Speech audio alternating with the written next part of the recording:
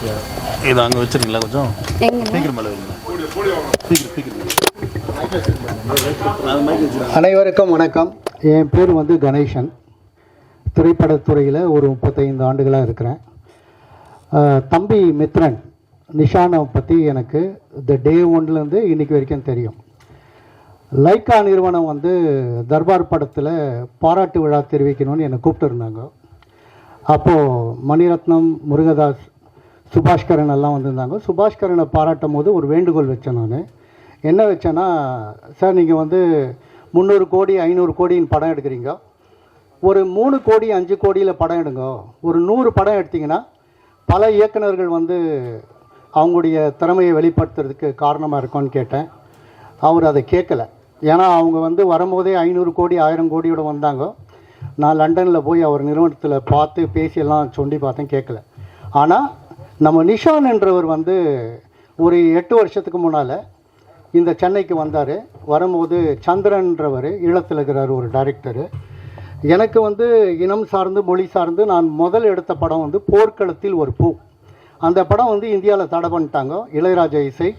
10 ஆண்டுகள் தடைக்கு பிறகு அந்த படம் இப்போ தான் நீதிமன்றத்தில் வென்றிருக்கு.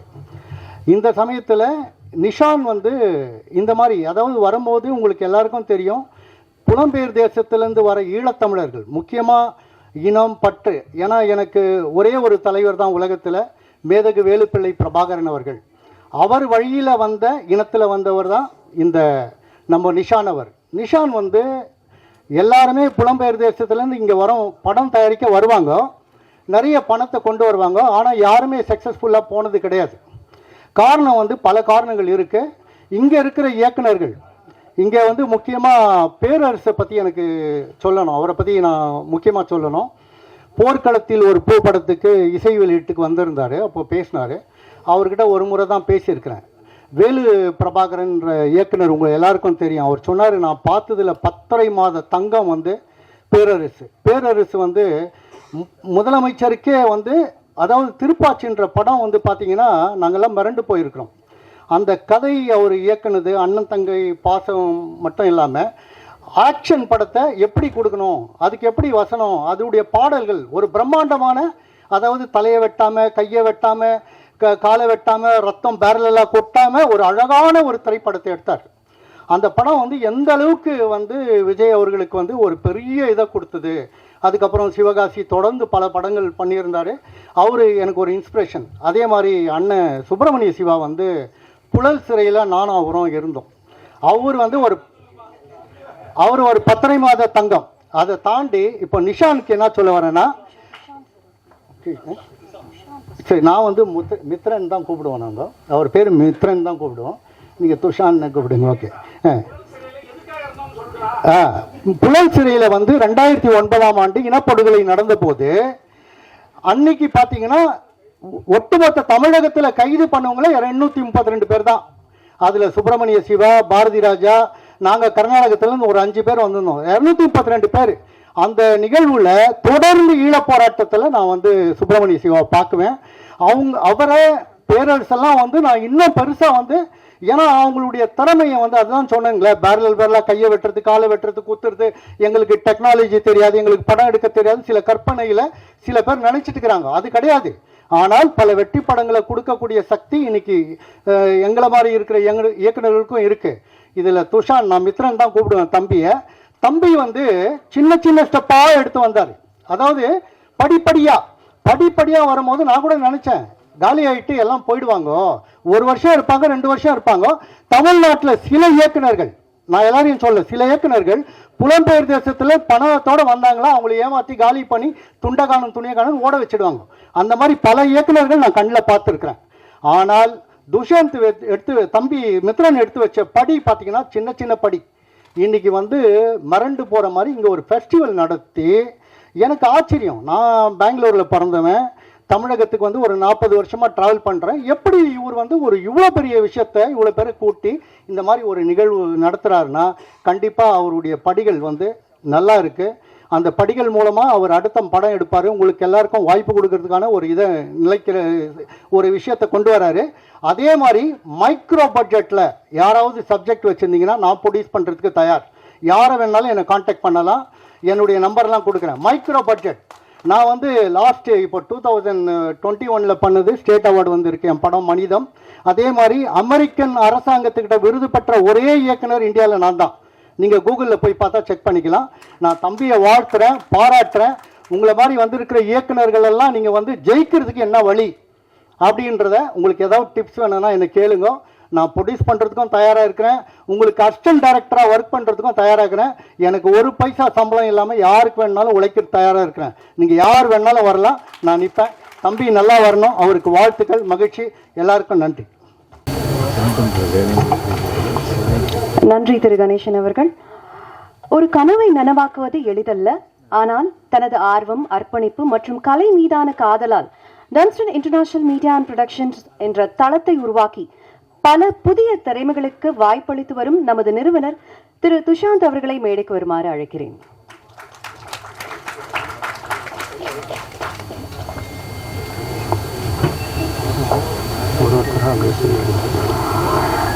மேலும் நமது சிறப்பு விருந்தினர்களை மேடைக்கு வருமாறு அழைக்கிறேன். இயக்குனர் திரு பேரரசு அவர்கள், தமிழ்குமரன் அவர்கள், ஆர்.கே. செல்வமணி அவர்கள், சுப்பிரமணிய சிவா அவர்கள், முருகானந்தம் அவர்கள், முல்லை திலீபன் மற்றும் மஸ்காரா புகழ் Ashmita and actor Shamal. Please welcome onto the stage.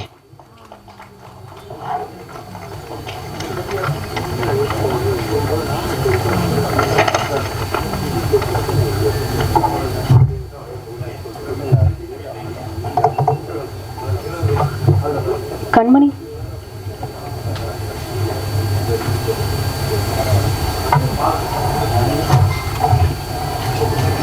கண்மணி,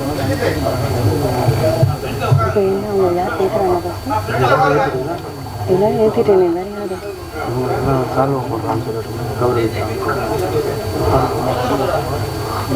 யாரு?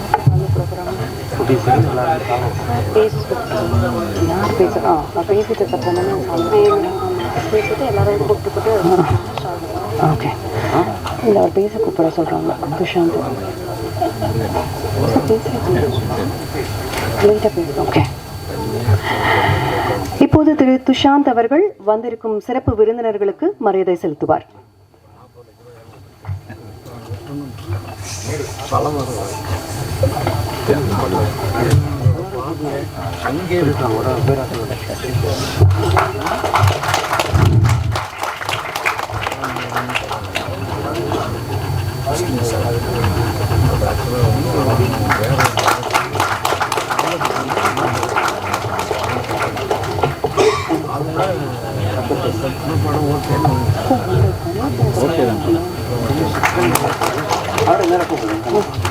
கணேசன் அவர்களையும் மேடைக்கு வருமாறு அழைக்கிறேன்.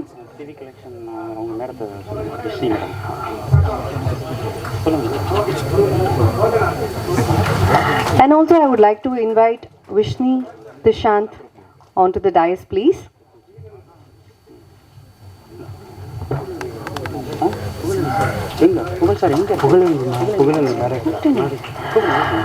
திரு இயக்குனர் புகழேந்தி அவர்களை மேடைக்கு வருமாறு அழைக்கிறேன்.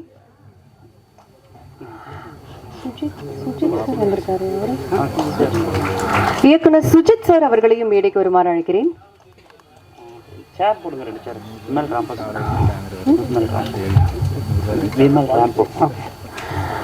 மிஸ்டர் விமல் ராம்போ அவர்களை மேடைக்கு வருமாறு அழைக்கிறேன்.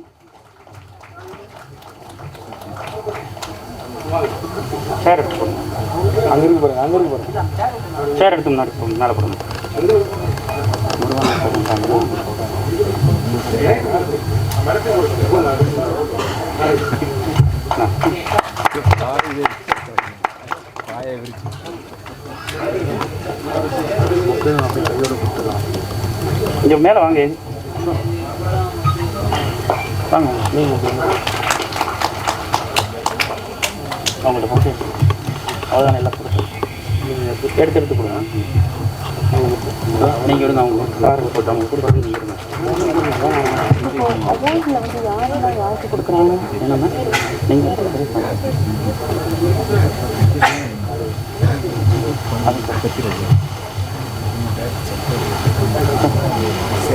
இப்போ கட்டிக்கலாம் அவ்வளோதான் முடிஞ்சப்போ பொக்கே கொடுத்துருவோம் ஒரு சிலக்கும் ஒரு 2 பொக்கே கட்டி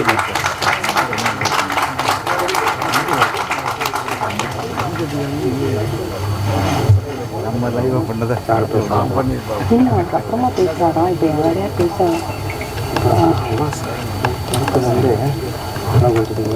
பேசுறது வேற ஒரு இப்போ துஷாந்த் சார் பேசுறாரான்னு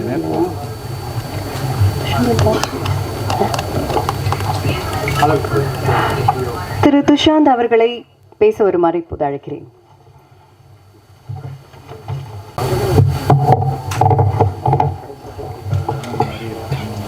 என்னுடைய அழைப்பை ஏற்று இங்கு வருகை தந்துள்ள அனைத்திற்கும் பெரியவர்களுக்கும் நன்றி கலந்த வணக்கங்கள்.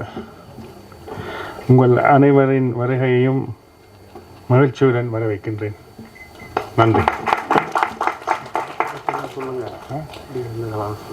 அதெல்லாம்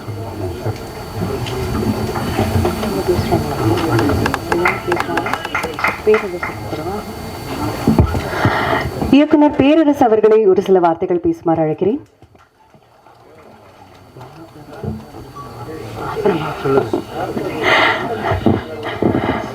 சரி, அவர் அப்புறமா பேசுறாரா? திரு ஆர்.கே. செல்வமணி சார் அவர்களை மேடைக்கு வருமாறு. சாரி, அப்புறம் முருகானந்தம். Okay, Muruganandam sir.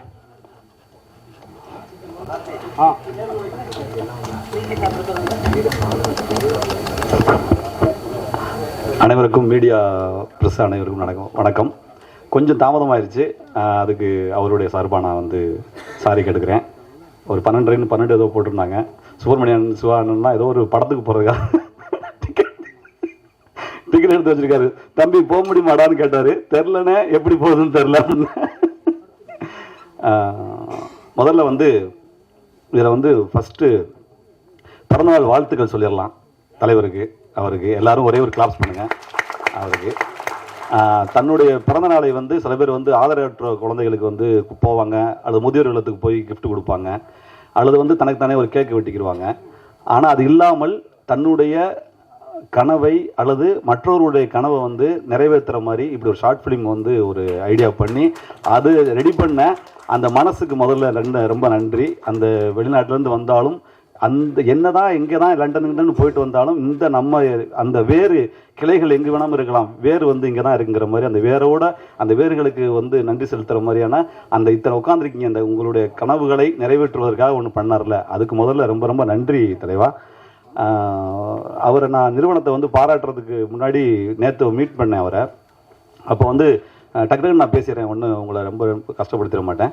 அப்போது ஒரு சின்ன பையனாக இருக்கான்னா ஒரு பையனை வந்து பாராட்டும் போது அவங்க அப்பா அம்மாவை பாராட்டுவாங்க, பரவாயில்ல நல்ல புள்ள வளர்த்துருக்கீங்க அப்படின்னு.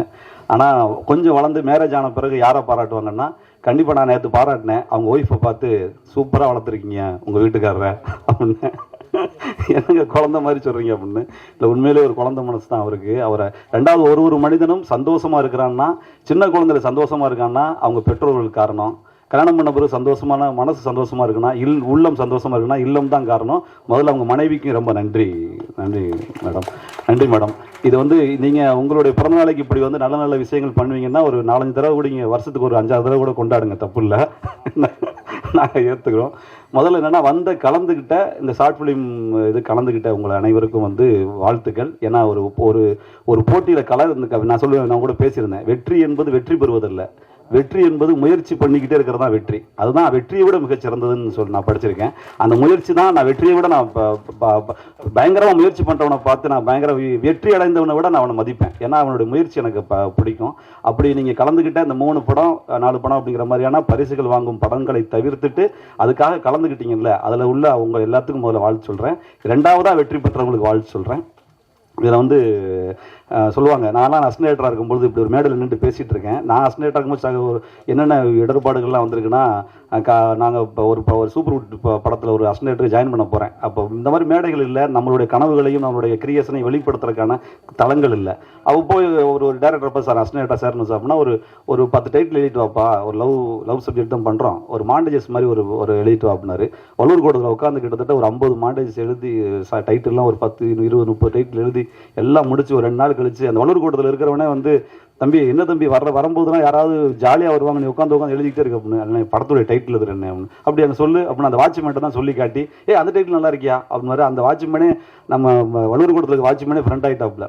அந்த மாதிரி ஆகி கொண்டு போய் கொடுக்கறதுக்காக போனால் சௌத்ரி சார் இப்போ அவங்க அந்த கம்பெனி இருக்க படம் வந்து இப்போதான்ப்பா 2 நாளைக்கு முன்னாடி ஷூட்டிங் போனாங்க அப்படின்னாங்க. ஐயோ ஷூட்டிங்கே போயிட்டாங்களா அப்படின்னு. அப்போ அந்த டைட்டிலையும் மாண்டேஜஸையும் வச்சுக்கிட்டு அலைஞ்சிக்கிட்டு இன்னொரு நாள் போனால் ஷூட்டிங் அங்கே போயிருக்காங்க, ஏஆர்எஸ் கார்டன் போனால் ஏஆர்எஸ் கார்டன் போட்டால் அங்கே போனால் ஷூட்டிங்கே இல்லை, என்னாச்சு அப்படின்னு. இல்லை இன்னைக்கு கொஞ்சம் டேட்டு ப்ராப்ளத்தினால ஆஃபீஸ் இருக்காங்க அப்படின்னா. ஆஃபீஸுக்கு வந்தோம்னா இப்படி அலைஞ்சு நாங்கள் ஒரு அசிஸ்டன்ட் ஆகிறதுக்காகவே நாங்கள் வந்து அது கஷ்டம்னு சொல்ல முடியாது, விருப்பப்பட்ட விஷயத்தை உழைக்கிறதுக்காக அப்படி தெரிந்த காலகட்டத்தை தாண்டி இப்போ இருக்கிற இளைஞர்கள் வந்து இப்படி ஒரு மேடை இருக்குது பாருங்களேன், அந்த மாதிரி மேடைகள் கிடைக்கிறதுக்கு நீங்களாம் கொடுத்து வச்சுருக்கணும். அதுக்கு முதல்ல நம்மளாம் சந்தோஷமான ஒரு இதை வந்து பெறணும்.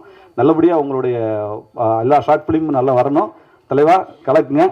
இந்த மேடைக்கு வந்து இன்னொரு விஷயம், மிகப்பெரிய வலிமையான மேடைகள் இருக்கிற பேரரசு அண்ணன் மாதிரி இருக்கட்டும், நம்ம சுப்பிரமணிய சிவா அண்ணன் மாதிரி இருக்கட்டும், அவங்க மிக எளிமையான எங்கே கூப்பிட்டாலும் வந்து அந்த மனம் நோகாமல் மனிதர்களுக்காக வர்ற உங்களுக்கு ரொம்ப நன்றி அண்ணே. சிவாண்ணே ரொம்ப நன்றிண்ணே.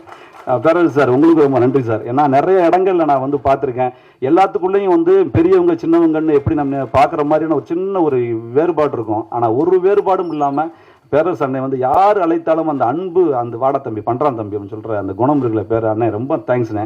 சிவானனுக்கு ரொம்ப நன்றி, வந்த அனைவர்களுக்கும் ரொம்ப நன்றி. நன்றி, வணக்கம். இந்த நிகழ்ச்சிக்கு ரொம்ப பாராப்பட்டு என்னை வந்து நேருன்னு ஒருத்தர், அவர் வலதுகை மாதிரி ஒருத்தர், தம்பி தூங்கிக்கிட்டு இருக்கேன் அப்படின்னா பரவாயில்ல கொஞ்சம் 2 நிமிஷம் பேசிட்டு அப்புறம் தூங்குங்கண்ணே அப்படின்னு போட்டு சொல்லுவாப்புல. அப்படி அழைத்த நேருவுக்கும் என்னுடைய நன்றி. தேங்க்யூ. அடுத்ததாக இயக்குனர் சுஜித் அவர்களை பேசுமாறு அழைக்கிறேன்.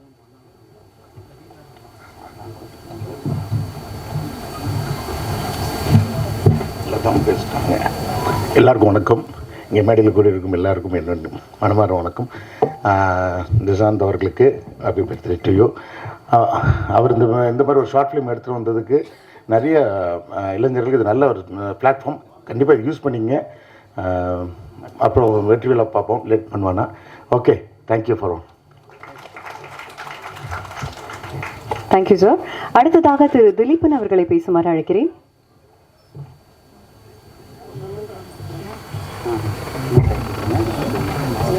அனைவருக்கும் வணக்கம்.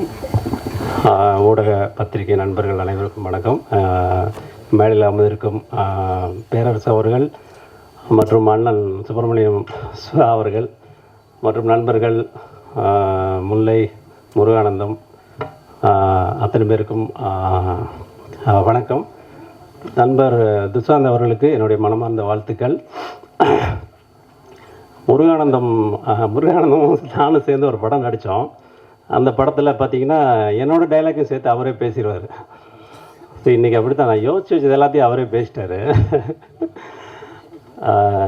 துஷாந்த் அவர்கள் வந்து எனக்கு 4 வருஷத்துக்கு முன்னாடி பழக்கம். எப்படின்னா ஒரு படத்தில் அவர் தயாரித்து அவரே ஹீரோவாக நடித்த ஒரு படத்தில் நானும் நடிச்சிருந்தேன். சீரியல் மாதிரி எனக்கு வந்து மாதம் 5 நாள் ஷூட் வரும். கிட்டத்தட்ட 6 மாதம் ஷூட் பண்ணாங்க. அது ரொம்ப நல்லா வந்தது. ஒரு கதைக்கு என்ன தேவையோ அந்த தேவைக்கேற்ப செலவு பண்ணக்கூடிய ஒரு அற்புதமான ஒரு தயாரிப்பாளர் அவர். இலங்கையில் பிறந்து லண்டனில் போய் சம்பாதிச்சுட்டு நமக்காக இங்கே செலவு பண்ண வந்திருக்காரு. ஒரு அற்புதமான மனுஷன், ஒரு அற்புதமான தயாரிப்பாளர் நமக்கு தமிழ் சினிமா கிடச்சிருக்காங்க அப்படின்னு உறுதியாக சொல்லலாம். இது ஒரு சின்ன கேப்புக்கு அப்புறம் இப்போ பார்க்குறேன், திடீர்னு ஒரு ஆஃபீஸு டங்ஸ்டன் இன்டர்நேஷ்னல் ஒரு ஆஃபீஸ் போட்டார். கூப்பிட்டு லெக் பீஸோட பிரியாணிக்கு போட்டார். அப்போயே நினச்சேன் கண்டிப்பாக வந்து மிகப்பெரிய ஒரு விஷயம் பண்ண போகிறாரு அப்படின்னு. அதே மாதிரி இப்போது ஷார்ட் ஃபிலிம் கான்டெஸ்ட் ஆரம்பித்து எத்தனையோ பேருக்கு வந்து ஒரு பெரிய லைஃப் கொடுத்துருக்காரு தான் சொல்லணும். ஏன்னா முருகானந்தம் சொன்ன மாதிரி நாங்கள் எங்கள் காலகட்டத்திலலாம் வந்து கேமராவே நான் பார்த்தேன், ஷூட்டிங்கில் தான் போய் கேமராவே பார்க்க முடியும். ஏன்னா இந்த மாதிரி வந்து ஒரு சின்ன கேமரா இதெல்லாம் வச்சுட்டு நாங்கள் பண்ணவே முடியாது, அந்த மாதிரி சூழல். இப்போ வந்து பார்த்திங்கன்னா இவ்வளோ பேர் வந்து இப்போ கலந்துக்கிட்ட ஒவ்வொருத்தருமே வந்து ஜெயித்த மாதிரி தான். அவர் சொன்ன மாதிரி கலந்துக்கிறான்ற அந்த எண்ணமே வந்து வெற்றியை கொடுத்த மாதிரி தான். அப்போ ஜெயித்தவங்க மட்டும் வந்து ஜெயிச்சதா இல்லை, மற்ற எல்லாமே கலந்துட்டு ஒவ்வொருத்தரும் ஜெயிச்சிட்டிங்க. அந்த மாதிரி ஒரு வாய்ப்பை கொடுத்த துஷாந்த் அவர்களுக்கு என்னுடைய மனமார்ந்த நன்றியும் வாழ்த்துக்கள்னு சொல்லிக்கிறேன். இந்த வாய்ப்பை உதவி இயக்குநர்கள் பயன்படுத்திக்கங்க. உங்களுக்கு ஒரு நல்ல கதை இருந்தால் தாராளமாக வந்து டங்ஸ்டன் ஃபிலிம் இன்டர்நேஷ்னலில் கதவு தட்டுங்க, நிச்சயமாக உங்களுக்கு வாய்ப்பு கிடைக்கும். வாய்ப்பு கொடுத்ததுக்கு நன்றி, வணக்கம். நன்றி. அடுத்ததாக விமல்ராம் அவர்களை பேசுமாறு அழைக்கிறேன்.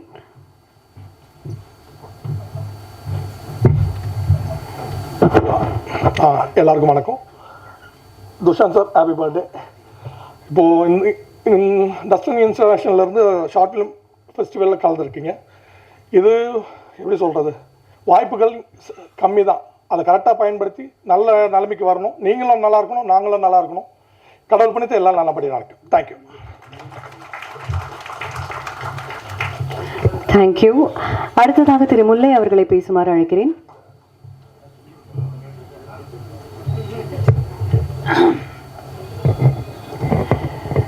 ஊடக நண்பர்கள் அனைவருக்கும் பிற்பகல் வணக்கம்.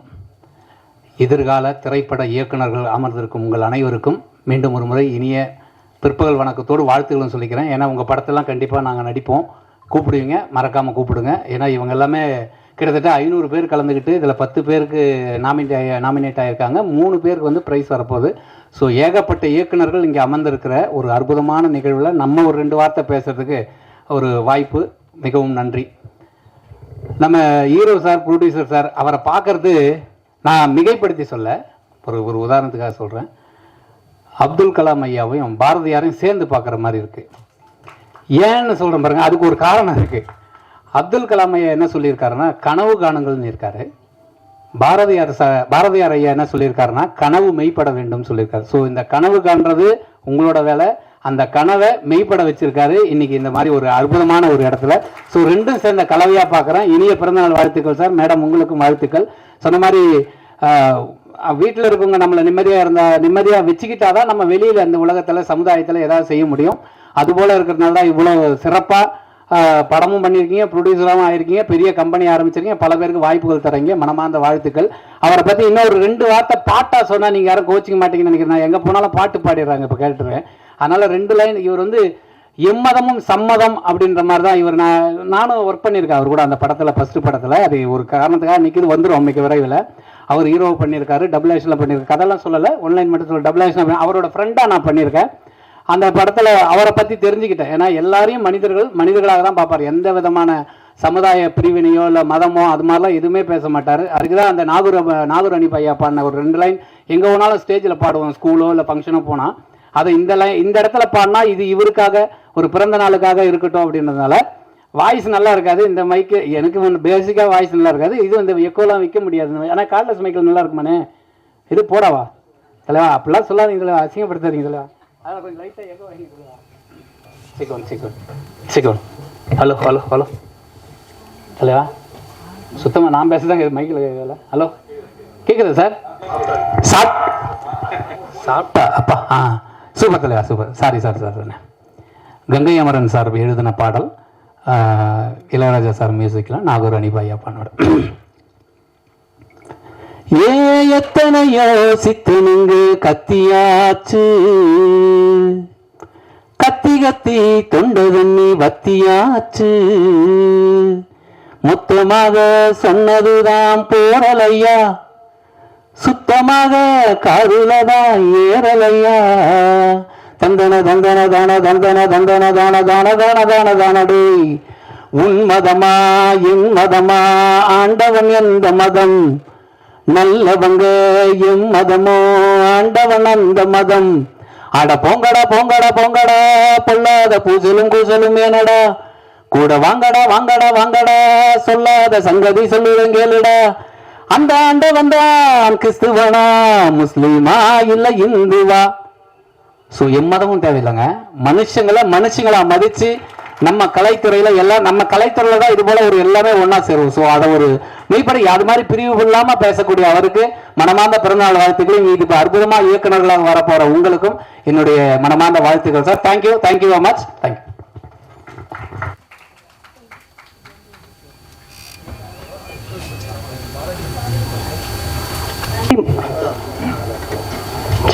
நன்றி முல்லை சார். அடுத்ததாக மஸ்கரா அஷ்மிதா அவர்களை பேசுமாறு அழைக்கிறேன்.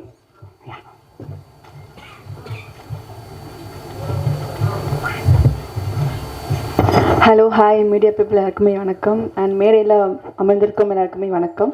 So thank you invite me sir, Susan sir, and many more happy returns of the day. And ரொம்ப ஹாப்பியாக இருக்குது, சந்தோஷமாக இருக்குது. அண்ட் நிறைய பேருக்கு ஹார்ட் ஒர்க் பண்ணவங்களுக்கும் அண்ட் அவார்ட்ஸ் வாங்க போகிறவங்களுக்குமே கங்க்ராச்சுலேஷன். அதுக்கப்புறம் இந்த ஈவெண்ட் நல்லபடியாக பண்ண எல்லாருக்குமே ஒரு கிளாப் பண்ணிவிடுங்க. இது அவங்க பண்ணதுக்கு thank you so much. Thank you, Ashmita. Next, I would like to invite Shamal to say a few words.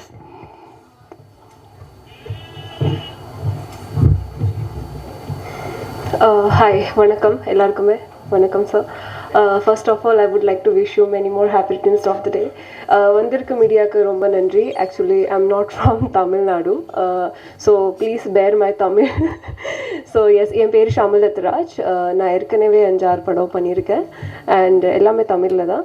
So இங்கே இன்னைக்கு கூப்பிட்றதுக்கு ரொம்ப ரொம்ப நன்றி. I'm always grateful for calling me here today and congratulations those who are going to receive the award, and again congratulations to the sir for this much success, and I wish you more good luck and success. Looking forward for more works. Thank you so much. Thank you, Shamal. அடுத்ததாக இயக்குனர் பேரரசு அவர்களை பேசுமாறு அழைக்கிறேன்.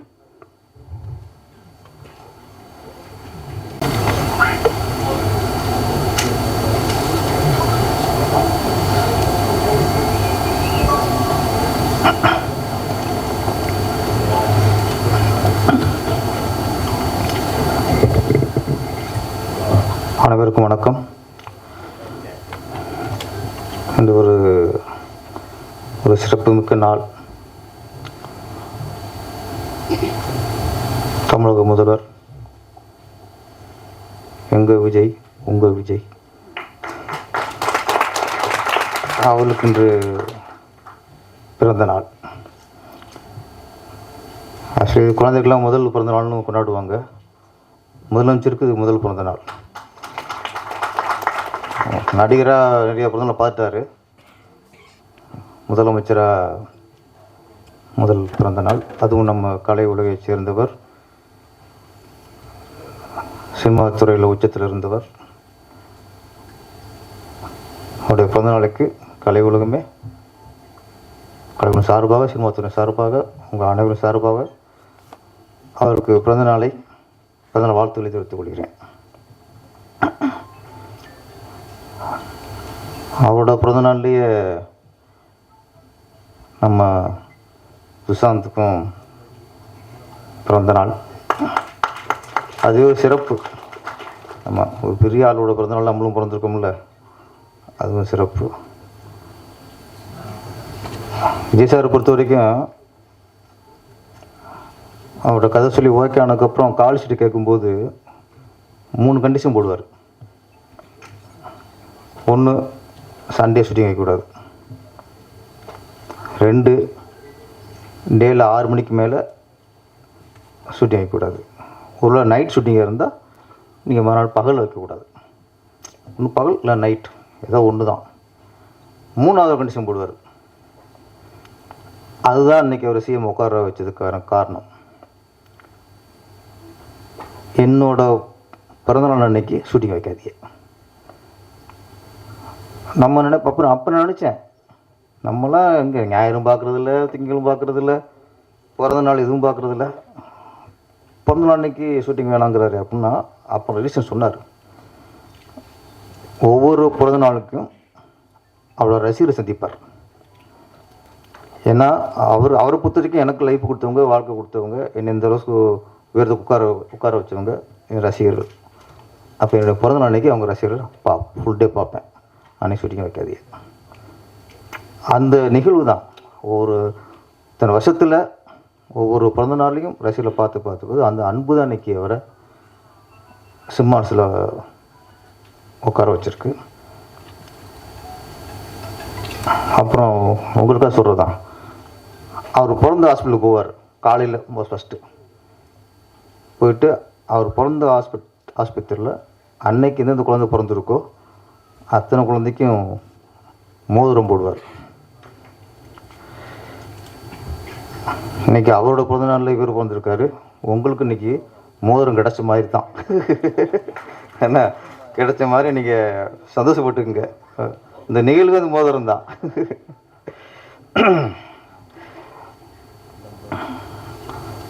சுஷாந்த் அவர் வந்து ஒரு தங்க முட்டையிடுற வாத்து, ஒரு பழமொழி சொல்லுவாங்க, தங்க முட்டையிற வாத்து வைத்து அறுத்து கதையும்பாங்க. அது இங்கே நடந்துடக்கூடாது. ஆனால் அவர் உஷாராக தான் இருக்கார். அது நடக்காது, வேறு விஷயம். கிட்ட கத்தி நெருக்கிட முடியாது. ஒரு இயக்குனராக நமக்கு என்ன சந்தோஷம்னா, இப்போ சார்லாம் பேசும்போது என்ன அசிஸ்டண்டாக இருக்கும்போது பட்ட கஷ்டம் சொன்னீங்க. ஆமாம், நான் கஷ்டத்தை சொன்னால் அது ஒரு 10 நாள் ஓடும். சொன்ன பட்ட கஷ்டம் சொன்னோம்னா. ஆமாம், கஷ்டங்கிறது என்ன, கஷ்டத்தை விட அவமானங்கள் அதிகம். கஷ்டங்கிறது சாப்பாடு கஷ்டப்படலாம், இடம் இல்லாமல் கஷ்டப்படலாம், சரியான துணி போட ட்ரெஸ் இல்லாமல் கஷ்டப்படலாம், இதெல்லாம். ஆனால் அவமானங்கள் இருக்குல்ல, அது நிறைய பிடிச்சிட கதை சொல்லும்போது அதை நம்ம பட்டிருக்கோம். சரிட்ட கதை சொல்லியிருக்கேண்ணா, அவங்க பெரிய புதுசில் உட்காந்துக்குவாங்க. சார் நம்ம அசிஸ்டன்ட் ரேட்டு தானே, நான் கதை போயிருப்போம். அப்போ என்னென்னா என்ன சொல்லுவாங்க, வாங்க உட்காருங்க சொல்லுவாங்க. சரி கதை சொல்லுங்க என்பாங்களே,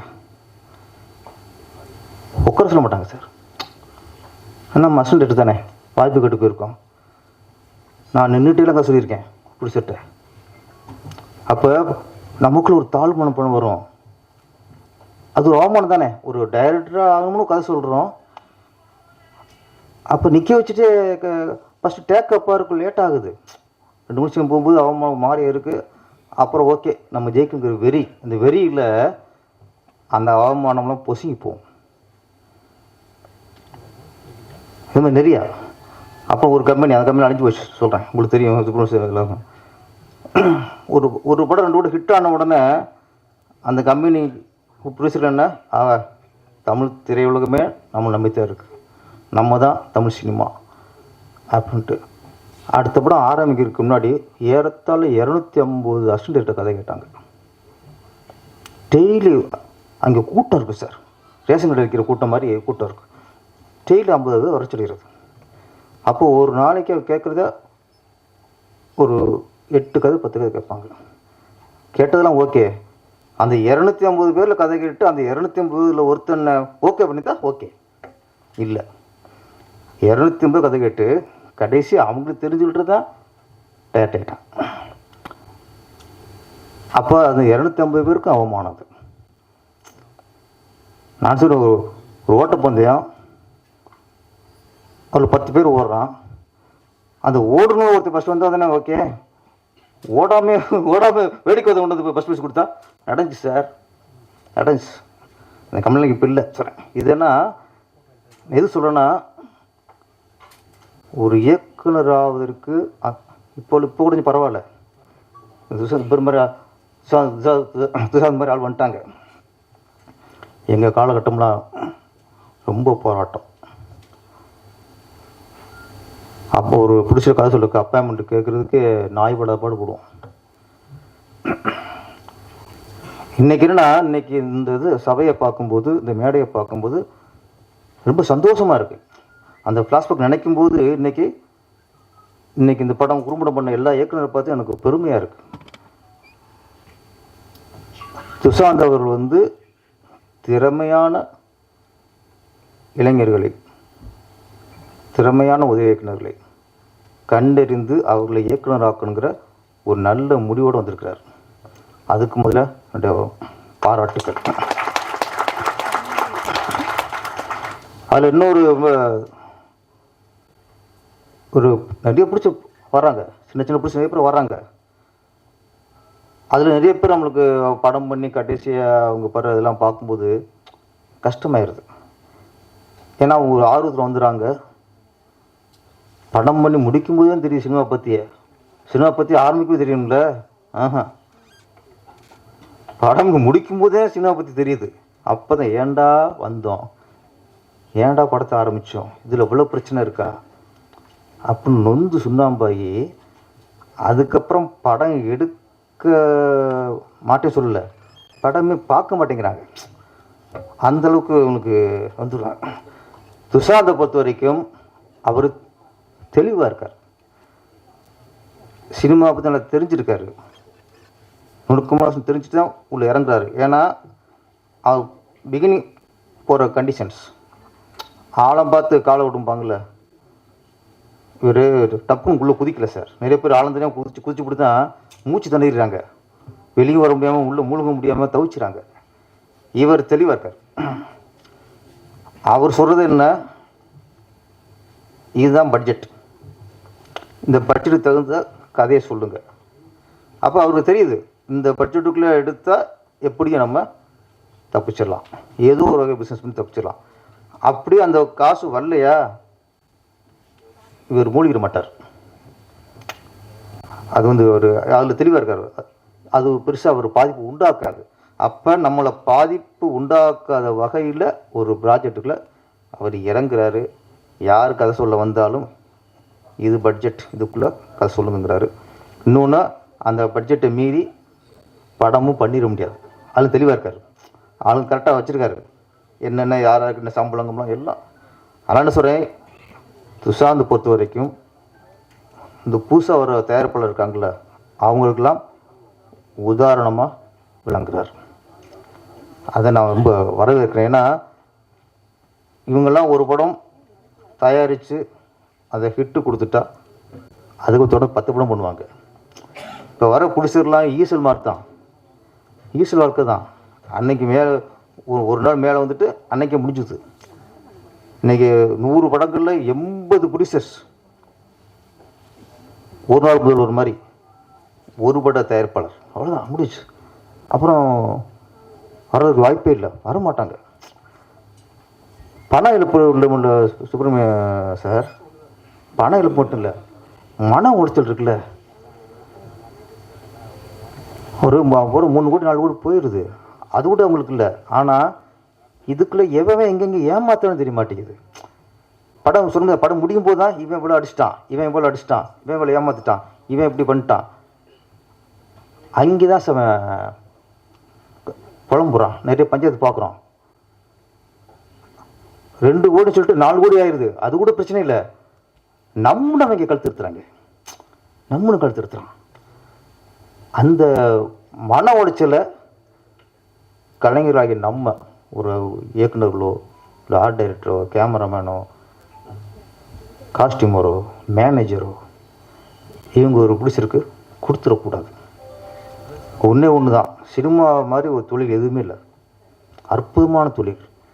இங்கே டைரக்டர்லேருந்து கேமராமேன்லேருந்து ஆர்ட் டைரக்டர்லேருந்து தயாரிப்பாளராக இருக்கட்டும், மேனேஜராக இருக்கட்டும், தியேட்டர் ஓனர்லேருந்து டிக்கெட் கிளிக்கிறாங்கல்ல அவங்க வரைக்கும் நேர்மையாக இருந்தால் எந்த தயாரிப்பாளருக்கும் லாஸ் இல்லை சார்.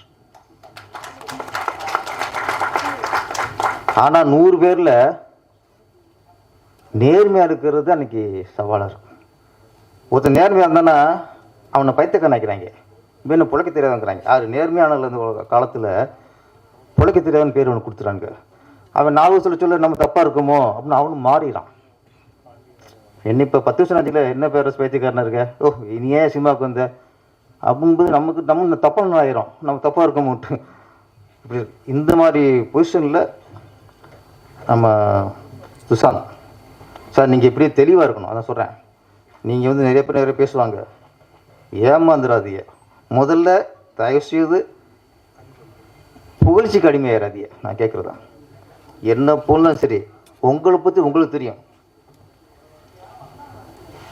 எனக்கு இப்படி தெரியும். உங்களுடைய அளவுகோல், உங்களுடைய அழகு, உங்களுடைய திறமை, உங்களுக்கு எல்லா பற்றியும் உங்களுக்கு தெரியும். இப்போ என்னைய போய் சுப்ரீம் பாட்டி வந்து சார் அடுத்த பாராஜா நீங்கள் தான் பேர சப்னா நம்பணுமாண்ணா, நம்பினா முட்டாள்ண்ணா. என்னோட அளவு எனக்கு தெரியும், எனக்கு இதுதான் நம்ம ரேஞ்சு. இவர் நான் பாரராஜாங்கிற அடுத்த பாரத்தியம் தருது அப்படின்னா நம்ம நம்பிட்டு வச்சுங்களேன் நாங்கள் காலி. அப்போ ஒவ்வொருத்தனுடைய சுபாவம், அவனுடைய திறமை, அவனுடைய அளவுகோல் எல்லாருக்கும் நமக்கு தெரியும் சார். நம்ம அதை அளவிட மறுக்குது மனசு. ஒருத்தன் புகழ்ந்து பேசும்போது அதை அளவிட மனசு மறந்து மயங்கிடுது. அப்படி மயங்கிறதா மிகப்பெரிய ஆபத்து சினிமாவில். துஷாந்த் அவர்கள், நான் ஏன் சொன்னேன்னா தெளிவாக இருக்கா சொல்கிறேன். தெளிவாக இல்லாட்ட சொன்னு வச்சுக்கல, அவங்க கோவம் வந்துடும், இந்த ஆளு என்னையா போட்டு சொல்லிக்கிறக்கான்ட்டு. இவருடைய உங்களை பற்றி உண்மையை சொல்லிக்கிறேன். அதில் அவர் தெளிவாக இருக்கார். இப்போ நிறைய குறும்படங்கள் நான் சொல்கிறேன். அதுக்கு என்னன்னா எத்தனை திறமைசாலிகள். ஃபஸ்ட்டு இன்றைக்கி குறும்படம் தான் இன்றைக்கி சினிமாவோட அஸ்திவாரம். ஒரு காலத்தில் யார்கிட்ட ஒர்க் பண்ணீங்க? பாரதிட்ட ஒர்க் பண்ணேன், கதை கேட்டுருவாங்க. பாக்யராஜ் சட்ட 6 ஒர்க் பண்ணியிருக்கேன், உடனே அப்பாயின்மெண்ட் கிடச்சிரும். அப்போ விசிட்டிங் கார்டுங்கிறது நம்ம எந்த டேரக்டர் ஒர்க் பண்ணோம், அதுவும் அது வெற்றி படத்தில் ஒர்க் பண்ணிக்கணும். நம்ம வந்து பெரிய டேரக்டரே பெரிய ஃப்ளாப்பாக இருக்கும், அது சொன்னு வச்சுங்களேன், இவன் போய் தான் கெடுத்துட்டான் போல இருக்குமாங்க. அப்போ ஆனால் இன்றைக்கி விசிட்டிங் கார்டுங்கிறது எந்த டேரக்டர் ஒர்க் பண்ணோம், எத்தனை வருஷம் ஒர்க் பண்ணோம், இன்னார் டேரக்டர் பையனா, இன்னார் ஹீரோட பையன்லாம் எதுவுமே இல்லை. இன்றைக்கி சினிமாவோட மூலதனம் விசிட்டிங் கார்டு, அஸ்திவாரம், குறும்படம்.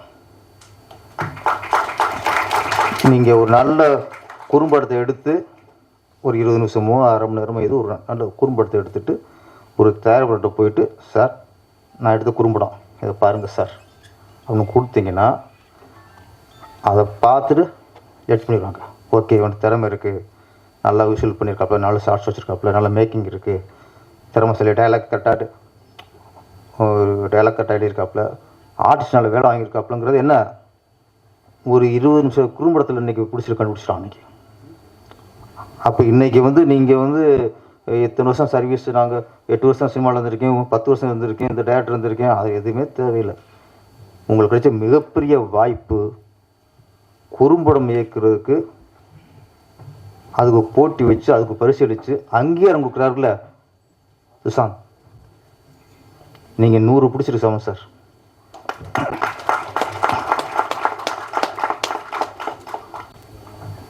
இந்த அங்கே இந்த நான் படம் அவர் முழுவதும் பார்த்தேன், வேந்துட்டேன்.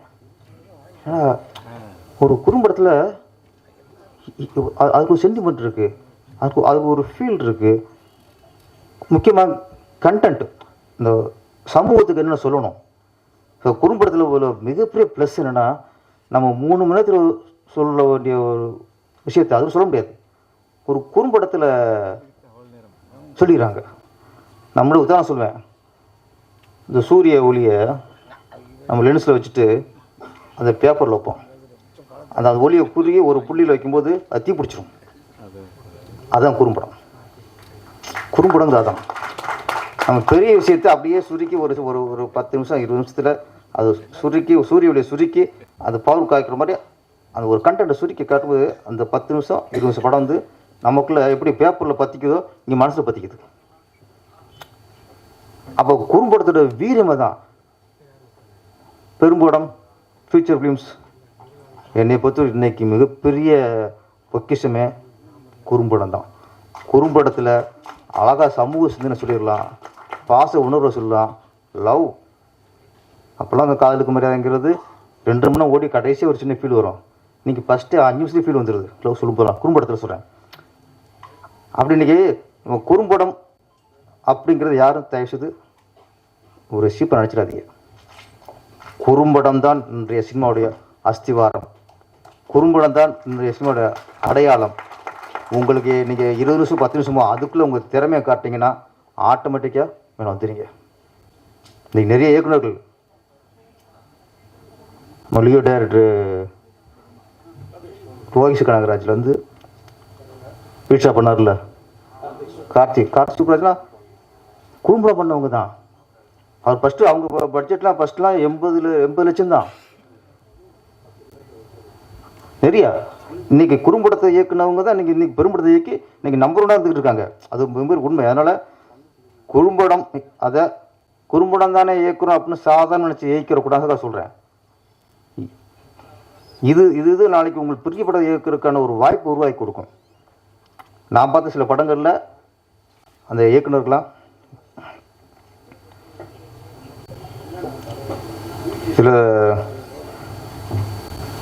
தந்தை தன் மகனுக்கு அப்படின்னு கமலக்கண்ணன் இயக்குனர் ஒரு நல்ல ஒரு கண்டக்ட் சார்.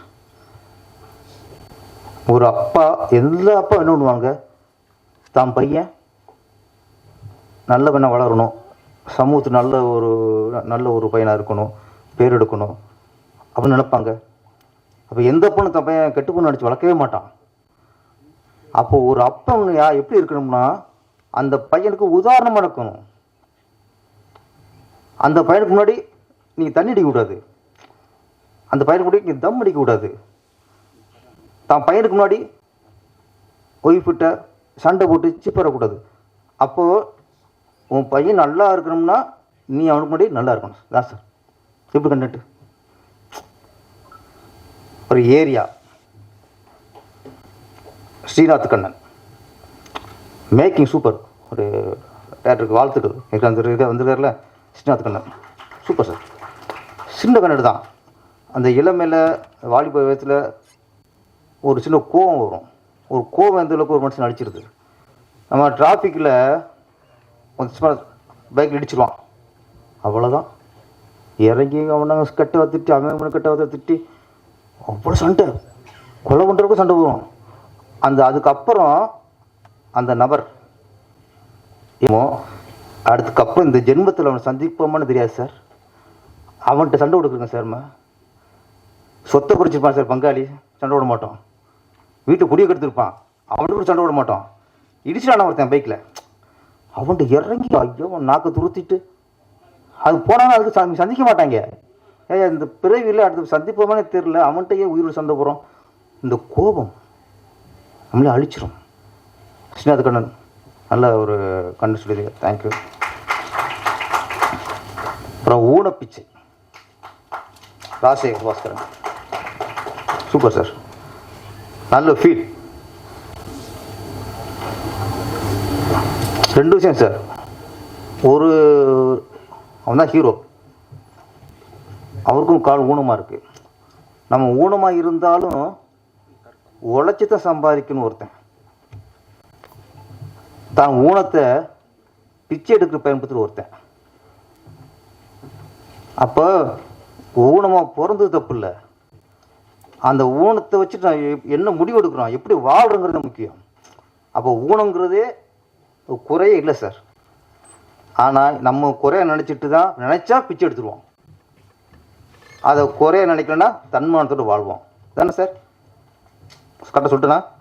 நீங்கள் ஒன்று நான் ஒன்று நல்லா இருந்துச்சு. அதாவது ஊனப்பிச்சின் டைட்டில் அவர் நிறைய குரூப். ஏன்னா இதுவே ஒரு பெரிய படம் போட்டதுக்கான ஒரு அஸ்திவாரம் சொல்கிறேன் நான். உங்களும் சீக்கிரம் நல்லா டேரக்டர் ஆயிடுவீங்க. என்ன சீக்கிரம் டேரக்டர் ஆகணும், அதுக்கு வாழ்த்துக்கள். ஆமாம், உங்களை அங்கீகாரம் கொடுத்து உங்களுக்கு பரிசீலிக்க காத்திருக்கிற சுஷாந்த் அவருக்கும் என்னுடைய வாழ்த்துக்கள். இந்த நேரத்தில் சினிமா கொஞ்சம் ஆரோக்கியமாக வந்துக்கிட்டு இருக்கு. முதல்வருக்கு இன்றைக்கி பிறந்த நாள். அன்றைக்கி ஒரு சின்ன ஒரு வேண்டுகோள் தான். நிறைய விஷயங்கள் நல்ல விஷயங்கள் நடந்துக்கிட்டு இருக்கு. லஞ்சம் இல்லாத ஊழல் இல்லாத ஒரு ஆட்சியை கொண்டு வரணும் முயற்சி பண்ணிகிட்டு இருக்காரு. டாஸ்மாக் சில வருமானங்கள் இடைத்தரகர்களுக்கு போயிருந்த பூரா ஸ்ட்ரெயிட்டாக அரசு கஜானாவுக்கு வரப்போகுது. அதே மாதிரி சில பள்ளிகளில் கரப்ஷன் கொடுத்து ஏங்கி இருந்துச்சு, அதெல்லாம் கொஞ்சம் கட் பண்ணுறாங்க. இது மாதிரி நிறைய நல்ல விஷயம் நடக்குது. அது மாதிரி ஆரோக்கியமான விஷயம், நல்ல விஷயம் எங்கள் சினிமா துறைக்கும் வேண்டும். ஒரு சின்ன தயாரிப்பாளர் படத்தை எடுத்துகிட்டு ரிலீஸ் பண்ணுறதுக்கு போராடிக்கிருக்காங்க. தேட்டர் கிடைக்க மாட்டேங்குது, 1000 கண்டிஷன்ஸ். இதுக்கு ஒரு வழி சொல்லணும். நீங்கள் இதுக்கு வழி சொல்லணும். ஏன்னா நீங்கள் சினிமா துறையில் நீங்கள் போயிருக்கீங்க, நீங்கள் பெரிய பட்ஜெட்டும் பண்ணியிருக்கீங்க, சின்ன பட்ஜெட்டும் பண்ணியிருக்கீங்க. ஆரம்ப இடத்துல இந்த மாதிரி சின்ன சின்ன படங்களை பண்ணி தான் இன்றைக்கி நீங்கள் அப்புறம் 500 600 பட்ஜெட்லாம் நீங்கள் நடிச்சிருக்கீங்க. அப்போ உங்களுக்கு எல்லாமே தெரியுங்கிறக்காக சொல்கிறேன். சினிமா பற்றி தெரியாத ஆள்கிட்ட சொன்னால் தான் வேலைக்கு சொல்லியிருக்கணும். உங்களுக்கு சின்ன பட்ஜெட்டு சிறிய தயாரிப்போட நிலைமையும் பெரிய தயாரிப்பு நிலைமையும் நல்லா அறிவிங்க. அதனால் இந்த சிறிய தயாரிப்பாளர்கள் ஒரு 2 கோடி 3 கோடி 4 கோடியில் படம் பண்ணுறவங்களுக்கு பட ரிலீஸ்க்கு கொஞ்சம் ஏதுவாக அவங்களை ஈஸி பண்ணி விடுங்க. அதுக்கான டிக்கெட்டுகள் இது நம்ம கேட்குறது கேண்டீன் தான்.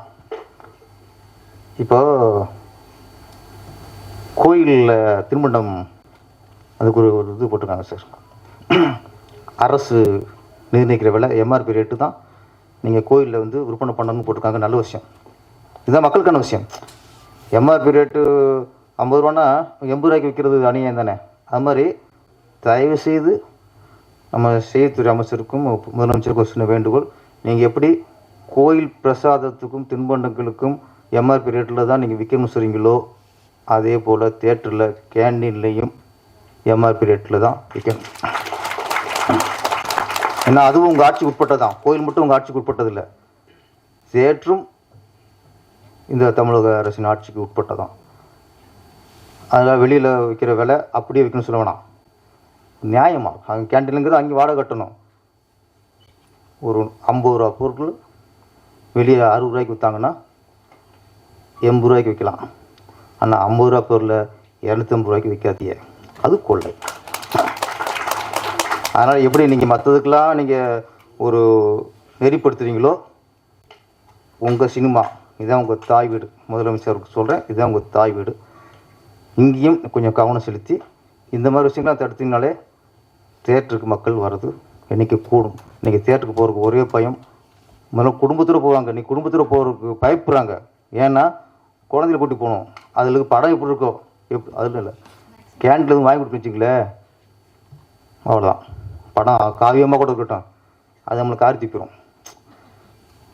அதனால் குடும்பத்தோடு நாங்கள் பார்க்கணும்னா இந்த டிக்கெட்டுகளோட பிரச்சனை கேண்டீன் வழியை கட்டுப்படுத்தணும். சாந்தவர்கள் சீக்கிரம் படங்களை ஆரம்பிங்க. ஆனால் நான் சொல்கிறது தான், ஒரு பட்ஜெட்டை படம் ஆரம்பிக்க முன்னாடி டேபிள்லேயே கண்ட்ரோல் பண்ணுங்கள். ஒரு பட்ஜெட் மீறிச்சுன்னா ஃபஸ்ட்டு டேரக்டருக்கு கண்டிஷன் போட்டுருங்க. இந்த பட்ஜெட் மீறிச்சுன்னா சம்பளம் இல்லைன்ட்டுருங்க. நான் டேரக்டர் தான் நான் சொல்கிறேன். இருந்தாலும் ஏன்னா நான் வந்து 2 கோடிட்டு 4 கோடி இழுத்து விட்டு என் சம்பளத்தை கட்டணும்னு அர்த்தம்.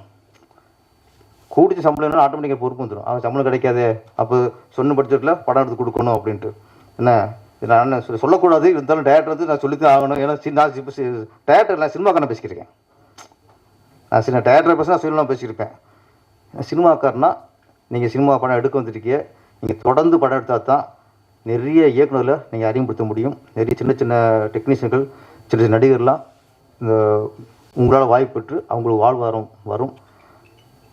சார்ந்தவர்களுக்கு மீண்டும் மீண்டும் பிறந்தநாள் வாழ்த்து சொல்லி நல்ல ஆர்பி சவுத்ரி சார் மாதிரி நீங்கள் படம் பண்ணிகிட்டே இருக்கணும். அவர் 99 படம் பண்ணிட்டார், நீங்களும் 99 படம் பண்ணி நீங்கள் 100 படம் பண்ணணும்னு வாழ்த்து. நன்றி, வணக்கம். மேடைக்கு வருமாறு அழைக்கிறேன். தற்போது திரு சுப்பிரமணிய சிவா அவர்களை பேசுமாறு அழைக்கிறேன்.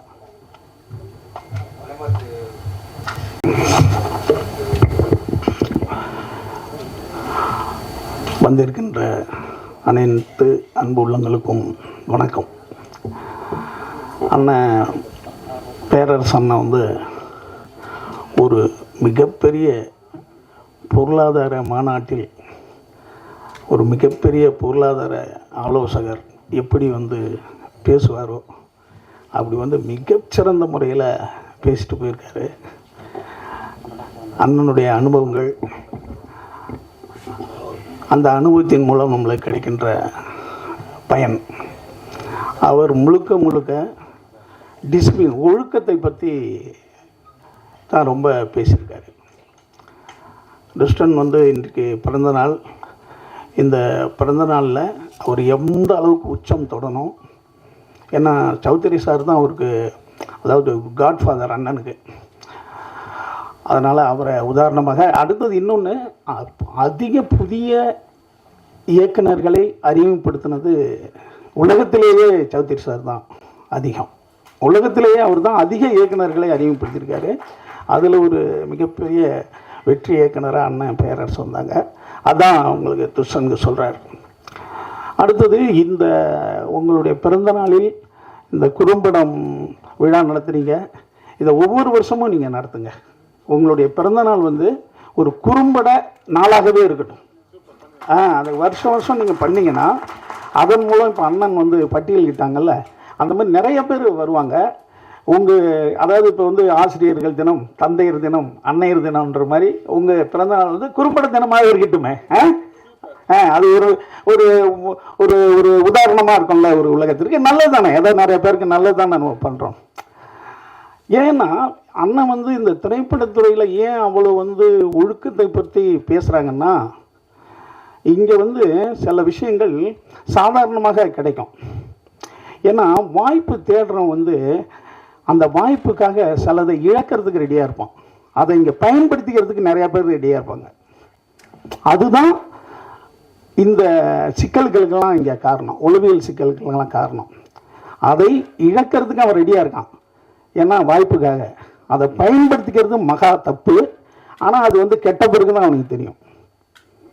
அதனால் அதை தான் அண்ணன் வந்து டிசிப்ளினை பற்றி ரொம்ப சொல்லிக்கிட்டே இருக்காரு.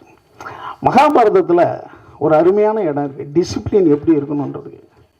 சீதையை வந்து ராவணன் தூக்கிட்டு போயிடுவான். தூக்கிட்டு போகும்போது சீதை வந்து போகிற வழியெல்லாம் ஒவ்வொரு நகையாக கழட்டி போட்டுக்கிட்டு போயிட்டே இருப்பாங்க. ஏன்னா யாராவது தேடி வரும்போது நான் எங்கே இருக்கேன் அப்படின்றத கண்டுபிடிக்கணும் அப்படின்றதுக்காக ஒவ்வொரு நகையாக அவங்க போட்டே போவாங்க. ஆனால் காட்டுக்கு போனவங்க எப்படி நகை வச்சுருக்கீங்கன்னு சொன்னாங்க, கேட்காதீங்க, அது ஒரு தனி கதை. அது எப்படி அவங்கள்ட்ட நகை வந்ததுன்ட்டு. இப்போ அதே மாதிரி தேடி போகிறாங்க, சில நகைகள் கிடைக்குது.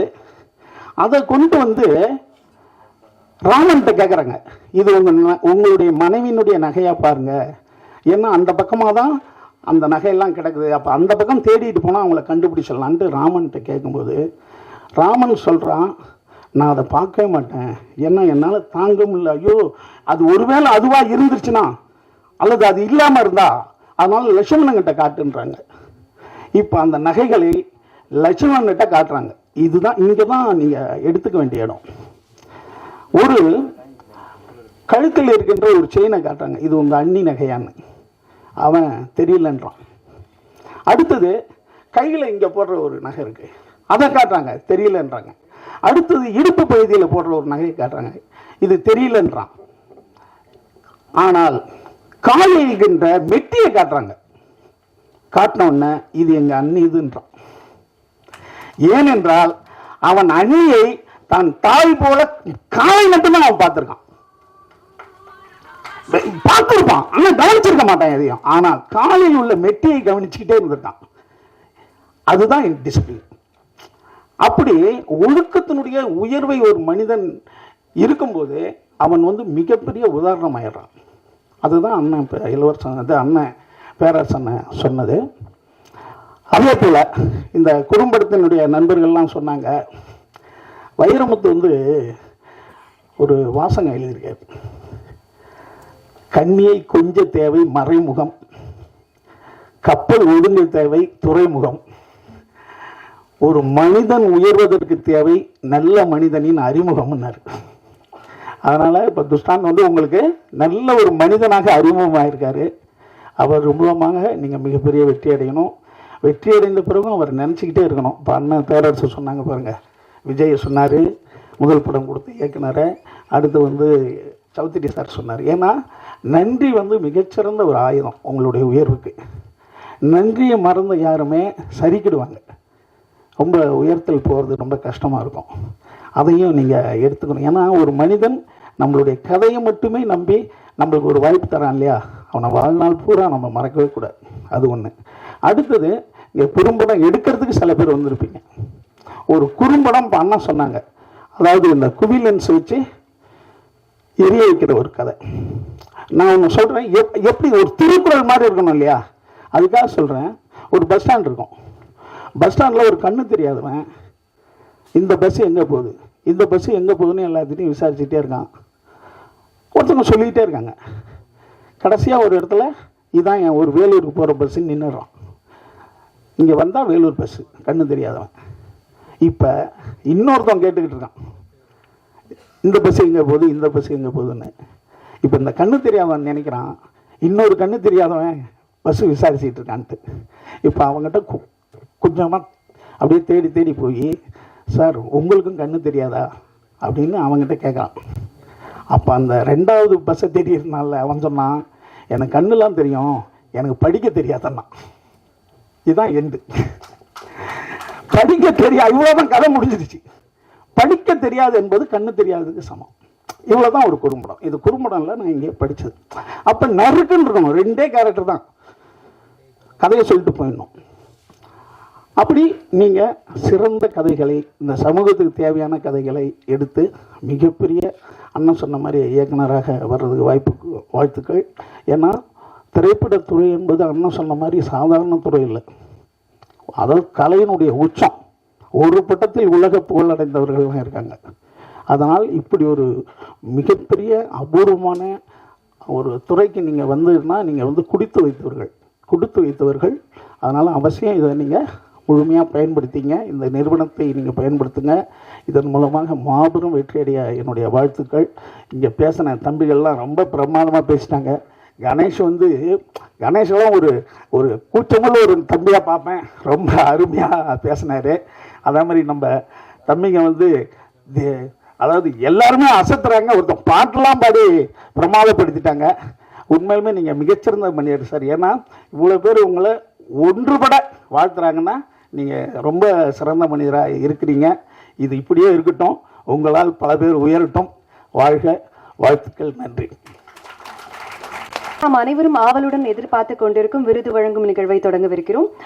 திரைப்படம் என்பது வெறும் பொழுதுபோக்கு அல்ல, அது ஒரு கனவு, ஒரு உழைப்பு, ஒரு படைப்பு.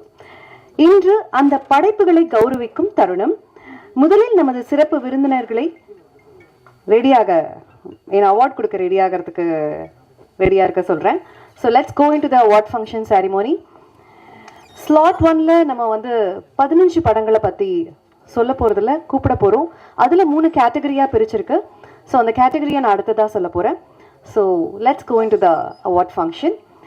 அடையாளம் தெரியாத வாகனம், டைரக்டர் டி அருள்ராஜ். கணேஷா, அவருக்கு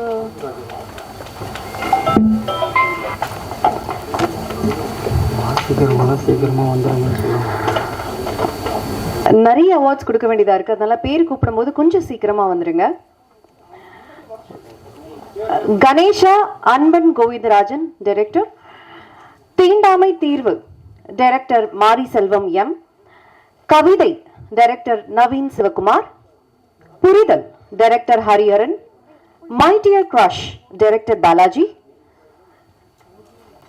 HS Net, director Loganayagan. Soru, director Sunil Kumar Hema. நிழல், S Mohammed Hanifa. Ennam Pol Vazhkai, director M Manikandan. B2, director Balaji Kaliyappan. Unseen, director R Hemendra. Lift, director Govardhan K. Neelakkathir, director Devaraj Arumugam. Director Arulraj. Adaiyalam தெரியாத வாகனம், அன்பன் கோவிந்தராஜன். படம் கணேஷா.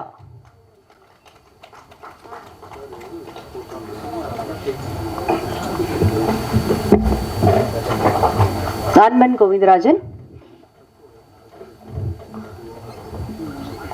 அடுத்ததான் மாரி செல்வம். நான் பேர் சொன்னதெல்லாம் அப்படியே கொஞ்சம் ஃபாஸ்டா வந்தீங்கன்னா ஈஸியா இருக்கும். கணேஷா அன்பன் கோவிந்தராஜன், டைரக்டர் வரலையா? ஓகே. அடுத்ததாக மாரி செல்வம், தீண்டாமை தீர்வு.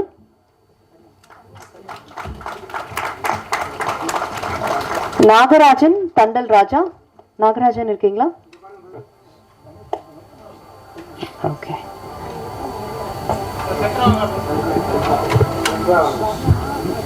Naveen Sivakumar. Okay. Hariharan.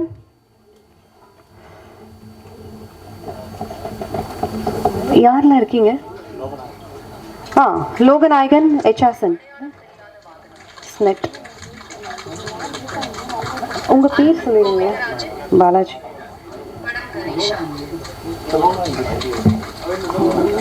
My dear crush. My dear Balaji இருக்கா பாருங்க, அதுதான். அடுத்ததாக மை டியர் கிரஷ் இயக்குனர் பாலாஜி.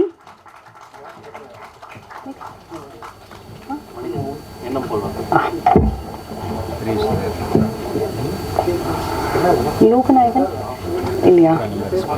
சுனில் குமார் ஹேமா இல்லையா? எண்ணம் போல் மணிகண்டன். எண்ணம் போல் வாழ்க்கை Manikandan. Balaji Kaliappan. Okay. ஹேமேந்திரா. ஹேமேந்திரா. Okay. Manikandan.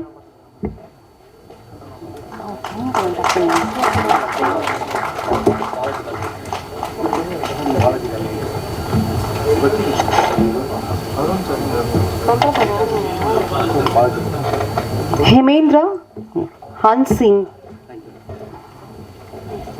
Govardhan Devraj Govardhan first 15 பாருங்க. ஹேமேந்திரா இல்ல கோவர்தன்.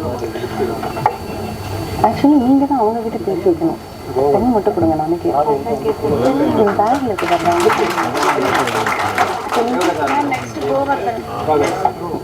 Govardhan for lift. நீங்க தேவராஜா.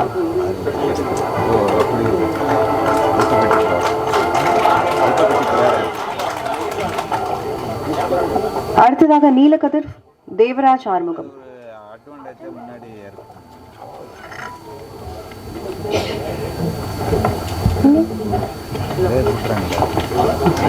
இதுல ஸ்பெஷல் கேட்டகரி பிரிச்சிருக்காங்க.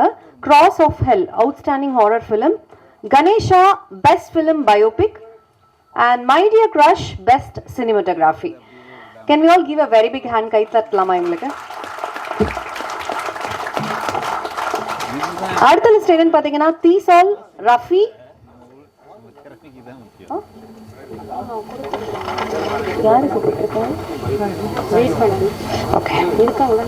கிராஸ் ஆஃப் ஹெல் படத்தோட இயக்குனர் இருக்கீங்களா? கணேஷா இந்த திரைப்படத்தோட இயக்குனர் இருக்கீங்களா? My dear crush best cinematography உங்க படத்துக்கு.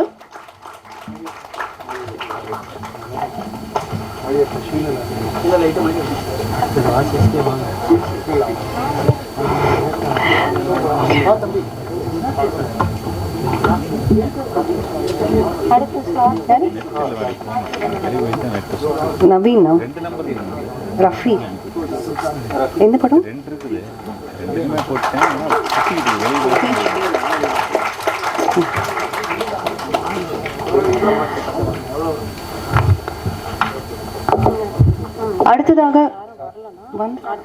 அடுத்ததாக தீஷுல் ரஃபி, தீச்சுடர், தீசொல் ரஃபி. கடைசி கண்ணாடி VM ஜெயாரூபன், Saayal Harish, Ariyaamai Nirmal Kumar VS, change the future Shruti Krish, Mouna Nizhal Aravindan, the silent screen Guru, blind man Susheendar Samuel, Saayal Harish.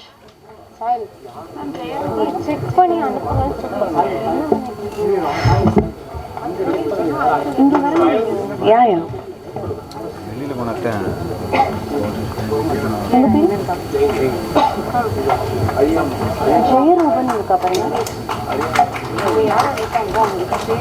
Harish, ஸ்ருதி கிணிரேஷ்,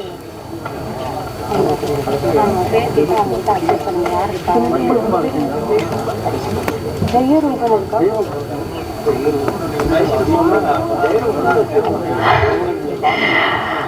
இருங்க சார் ஒரே நிமிஷம். அறியாமை நிர்மல்குமார், சாயல் ஹரிஷ். நான் சொல்ற நேம்ஸ் மட்டும் நீங்க ஆர்டர்ல இருந்துட்டீங்கன்னா நாங்க ஆர்டர்ல வச்சிருக்கோமா, அதனால தான் கொஞ்சம் கன்ஃபியூஷன். கடைசி கண்ணாடி ஜெயரூபன். இங்க இருக்கிற நேம் சொல்லுங்க. அதுதான் எனக்கு தெரிஞ்சு கொடுத்துருங்க, அப்புறம் பேர் மாத்திக்கலாம்.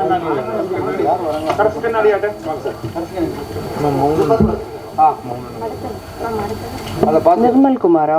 நிர்மல் குமார் இருக்கீங்களா? ஓகே.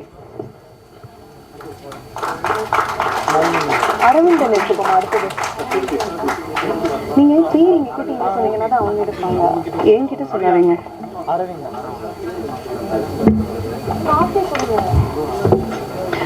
மௌன Nizhal Aravindan. Mouna Nizhal Aravindan. The silent screen Guru இருக்கீங்களா? Guru. Blind man Suseendhar Samuel. Gowri art படத்தோட இயக்குனர் கௌரி. உணர்வின் வலி director Prithviraj.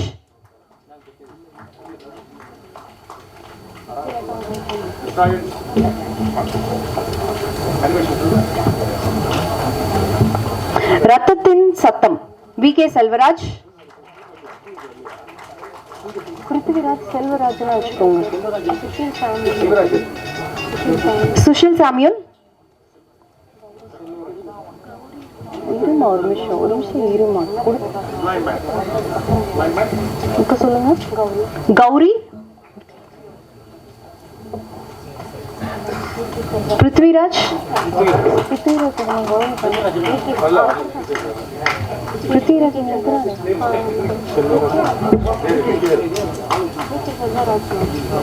V K. Selvaraj.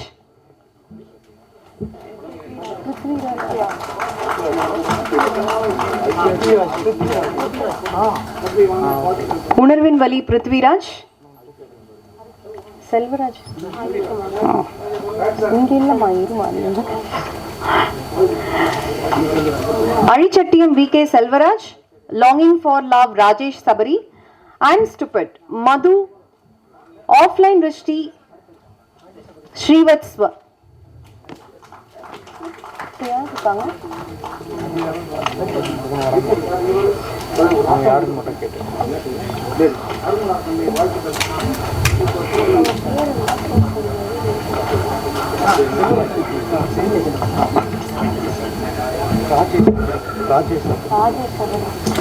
So இதுல special category cheat day meal best film, assault 6 மகம் அவுட்ஸ்டாண்டிங் ஃபிலிம் மேக்கிங், நேரங்கள் மறுபடி பெஸ்ட் ஃபீமேல் ஆர்டிஸ்ட் பிரியதர்ஷினி. இங்க இருக்கீங்களா நீங்களா?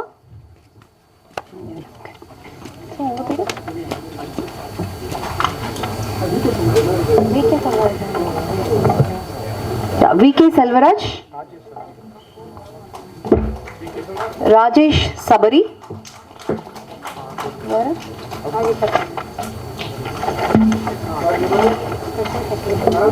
ஸ்பெஷல் கேட்டகரி சொன்னா யாரும் வரலையே. படத்து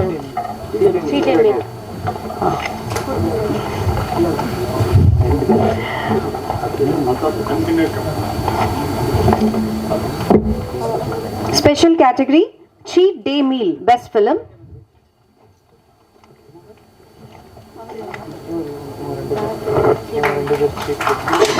வேற அவங்க 2 பேரும் அவங்க 2 பேரும்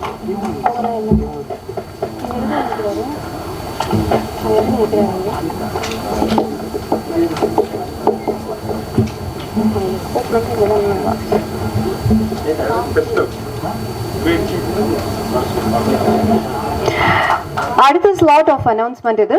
காதல் overdose M A. Bala Vijay. Varunan Tamilvanan. The dream Maheswar. Be aware director Sarankumar.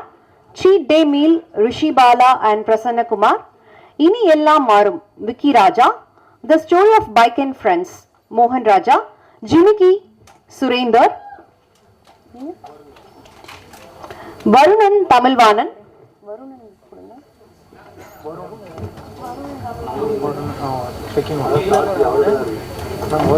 அதான் it's third slot Varunan. Third slot Tamilvanan.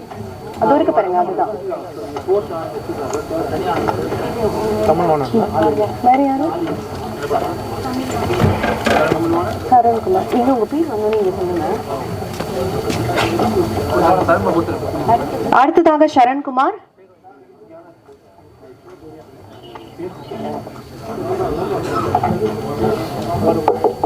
வேற என்ன அடுத்தது?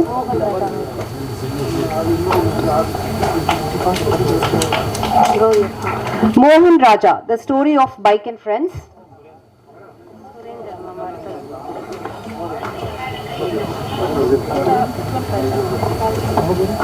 மோகன் ராஜா எடுத்துட்டீங்களா?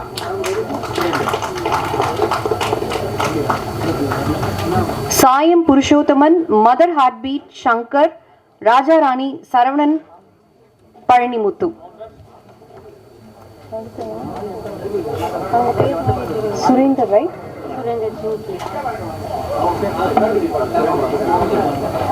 வேற யார் இருக்காங்க?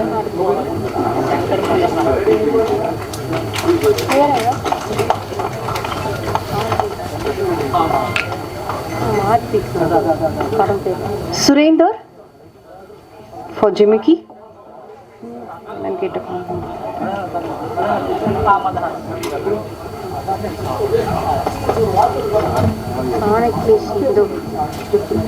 எங்க இருக்கு?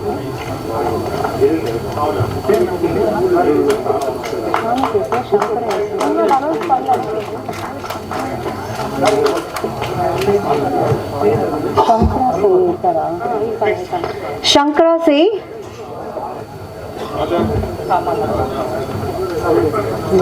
पुरुषोत्तमन सायम पुरुषोत्तमन सायम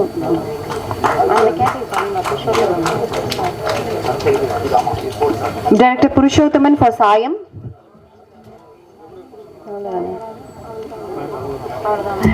இதுல special category Kadhal overdose best director, Adaiyalam தெரியாத Vaganam best screenplay writing.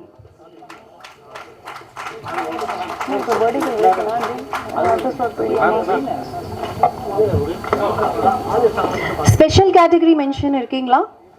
காதல் ஓவர்டோஸ், அடையாளம் தெரியாத வாகனம்.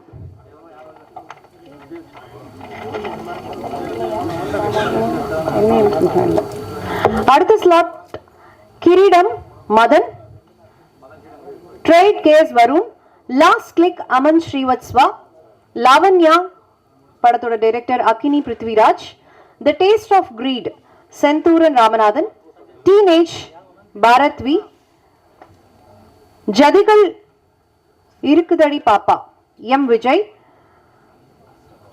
பிடாரி தீனா தனுஷ், நேரங்கள் மறுபடி நவீன் பிரபு, நீர் ஹரிஷ், கடைசி பாசம் சுந்தரேசன், பியாண்ட் டைம் சந்தீப் கிருஷ்ணா, அசௌட் 6 Mugam, Tamizhan Ilaiya, Sachin loves Shalini, Kalidas Devaraj, Kuppai Oviyam Sathishkumar, expectations of love Suresh, Ethirparamal Ayyappan,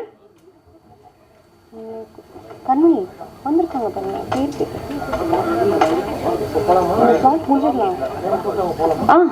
உங்க பேர் சார்?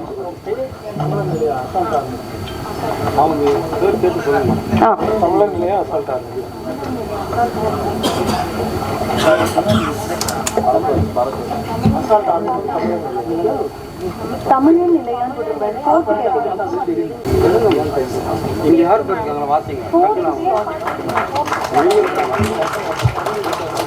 தமிழன் நிலையாயிடுங்க. உங்க பேரு?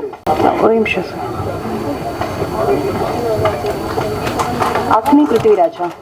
அக்னி பிருத்திவிராஜ். அக்னி பிருத்திவிராஜ்.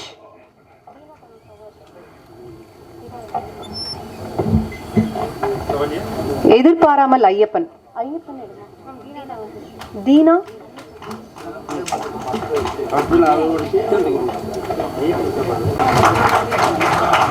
ஆர்கே செல்வமணி அவர்கள்,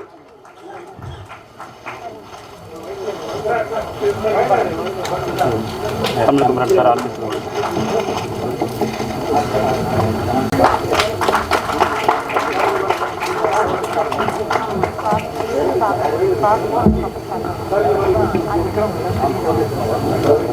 கொடுத்தாச்சா பேரண்ட்ஸ் பார்த்து பார்த்து பார்த்து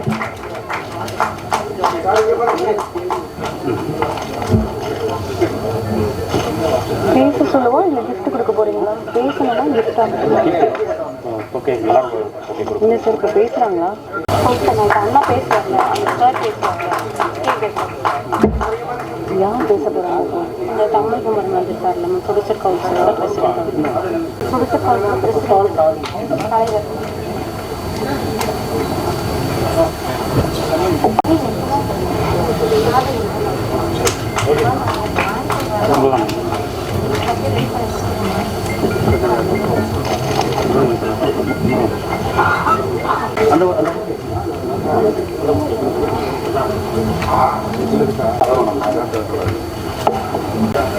யார் பேசணும்? பேச தமிழ் குமரன்.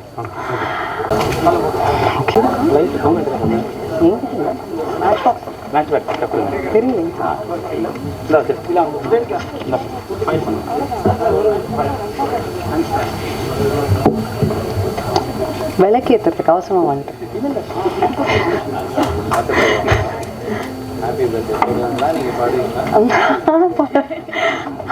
ஹாப்பி பர்த்டே பாட்டு தான் போட்டிங்களா? சாங் இருக்கா?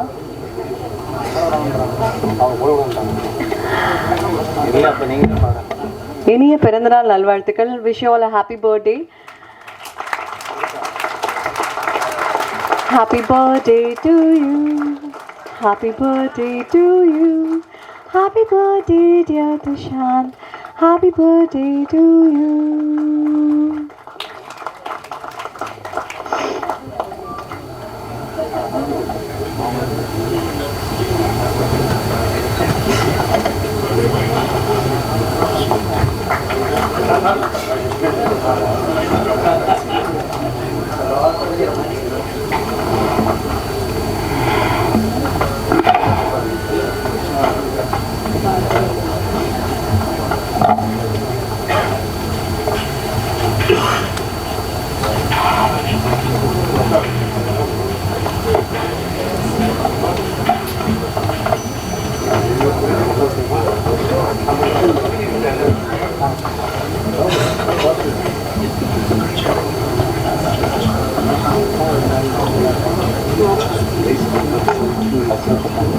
ஃபஸ்ட்டு வந்து சொல்லுங்கள் சார், பக்கத்தில் second Tamil sir, third parents sir. Okay, first sir Pandiraj sir இருக்காரு. பாண்டியராஜ் சார் இருக்காரு.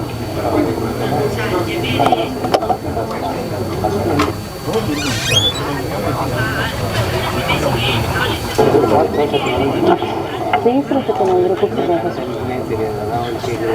யார் சொல்லி பண்ணுறது? யார் சொல்லிடுங்க.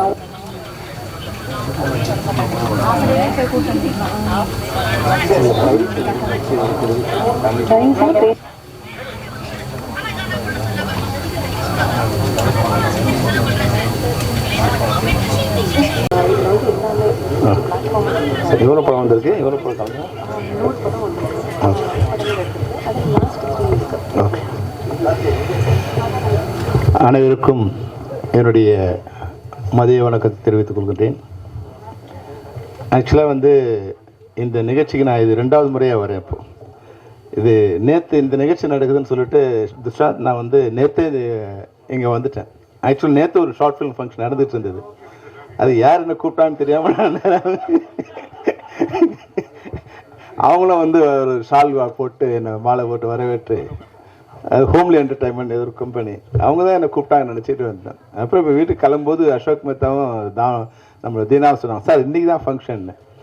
அதனால் மறுபடியும் இன்றைக்கி இந்த ஃபங்க்ஷன் வந்திருக்கேன். ஏன்னா ஷார்ட் ஃபிலிம் ஃபங்க்ஷனுங்கிறது வந்து ரொம்ப ஷார்ட் ஃபிலிம் வந்து ரொம்ப முக்கியமான ஒரு விஷயம் சினிமாவில். நான் டைரக்டரான காரணம் கூட வந்து ஷார்ட் ஃபிலிம் தான். ஃபிலிம் இன்ஸ்டியூட்டில் நான் வந்து டைரக்ஷன் ஸ்டூடெண்ட்டாக இருக்கும்போது எங்களுக்கு வந்து இந்த ஃபைனல் இயரில் ஒரு படம் ஒன்று பண்ணணும். ஒரு 1000 ஃபீட்டுக்குள்ளே ஒரு படம் பண்ணணும். அதை வச்சு தான் எங்களுக்கு பாஸ் ஆஃப் ஃபெயில் அது டிசைட் பண்ணுவாங்க. நான் ஒரு ஃபிலிம் பண்ணியிருந்தேன். அதுக்கு முன்னாடியே நான் வந்து ஃபிலிம் இன்ஸ்டியூட்டில் படிக்கும்போதே மணிவண்ணன் சார்கிட்ட அசிஸ்டண்ட்டாக இருக்கேன். அப்போ விஜயகாந்த் சாரோட பழக்கம் அது 3 இயர்ஸ் முன்னாடியிலேருந்தே ஒர்க் பண்ணியிருக்கேன். While I am studying I am working with Manivannan. அப்போ ஏற்கனவே அவர் போய் சார் கால் ஷீட் வேணும் கேட்கும்போது ஏற்கனவே சொல்லியிருக்கேன், இருந்தாலும் இந்த ஷார்ட் ஃபிலிம் சொன்னால் சரியாக இருக்கும்னு நினைக்கிறேன். அப்போ விஜய் ராவுத்தர் சொன்னார், இன்னொரு 2 இயர்ஸ் கழிச்சு பார்க்கலாம்ப்பா, அண்ணன் கால் ஷீட் இல்லைன்னார். மறுபடியும் 2 இயர்ஸ் கழிச்சு போனேன். சொன்னார், தம்பி அவர் என்னை பார்த்ததே மறந்துட்டார், தம்பி இன்னும் ஒரு 2 வருஷம் அண்ணன் கால் ஷீட் இல்லைன்னு. நான் எனக்கு தெரிஞ்சிச்சு இன்னும் 20 வருஷம் கழிச்சு வந்தாலும் ராவுத்தர் அதே பாட்டை தான் பாடுவார், அண்ணன் கால் ஷீட் 2 வருஷத்துக்கு இல்லைன்னு. அதனால் விட்டேன். நான் விட்டுட்டு அப்புறம் ஃபிலிம் இன்ஸ்டியூட்டில் படிச்சுட்டு அந்த படத்தை கொண்டு வந்து ஒரு நாள் வந்தேன். அப்பவும் அதே சொன்னார். மறுபடியும் 3 வருஷம் கழிச்சு போகும்போது சொன்னார், தம்பி அண்ணன் கால் ஷீட்டை இல்லைப்பான்னார்.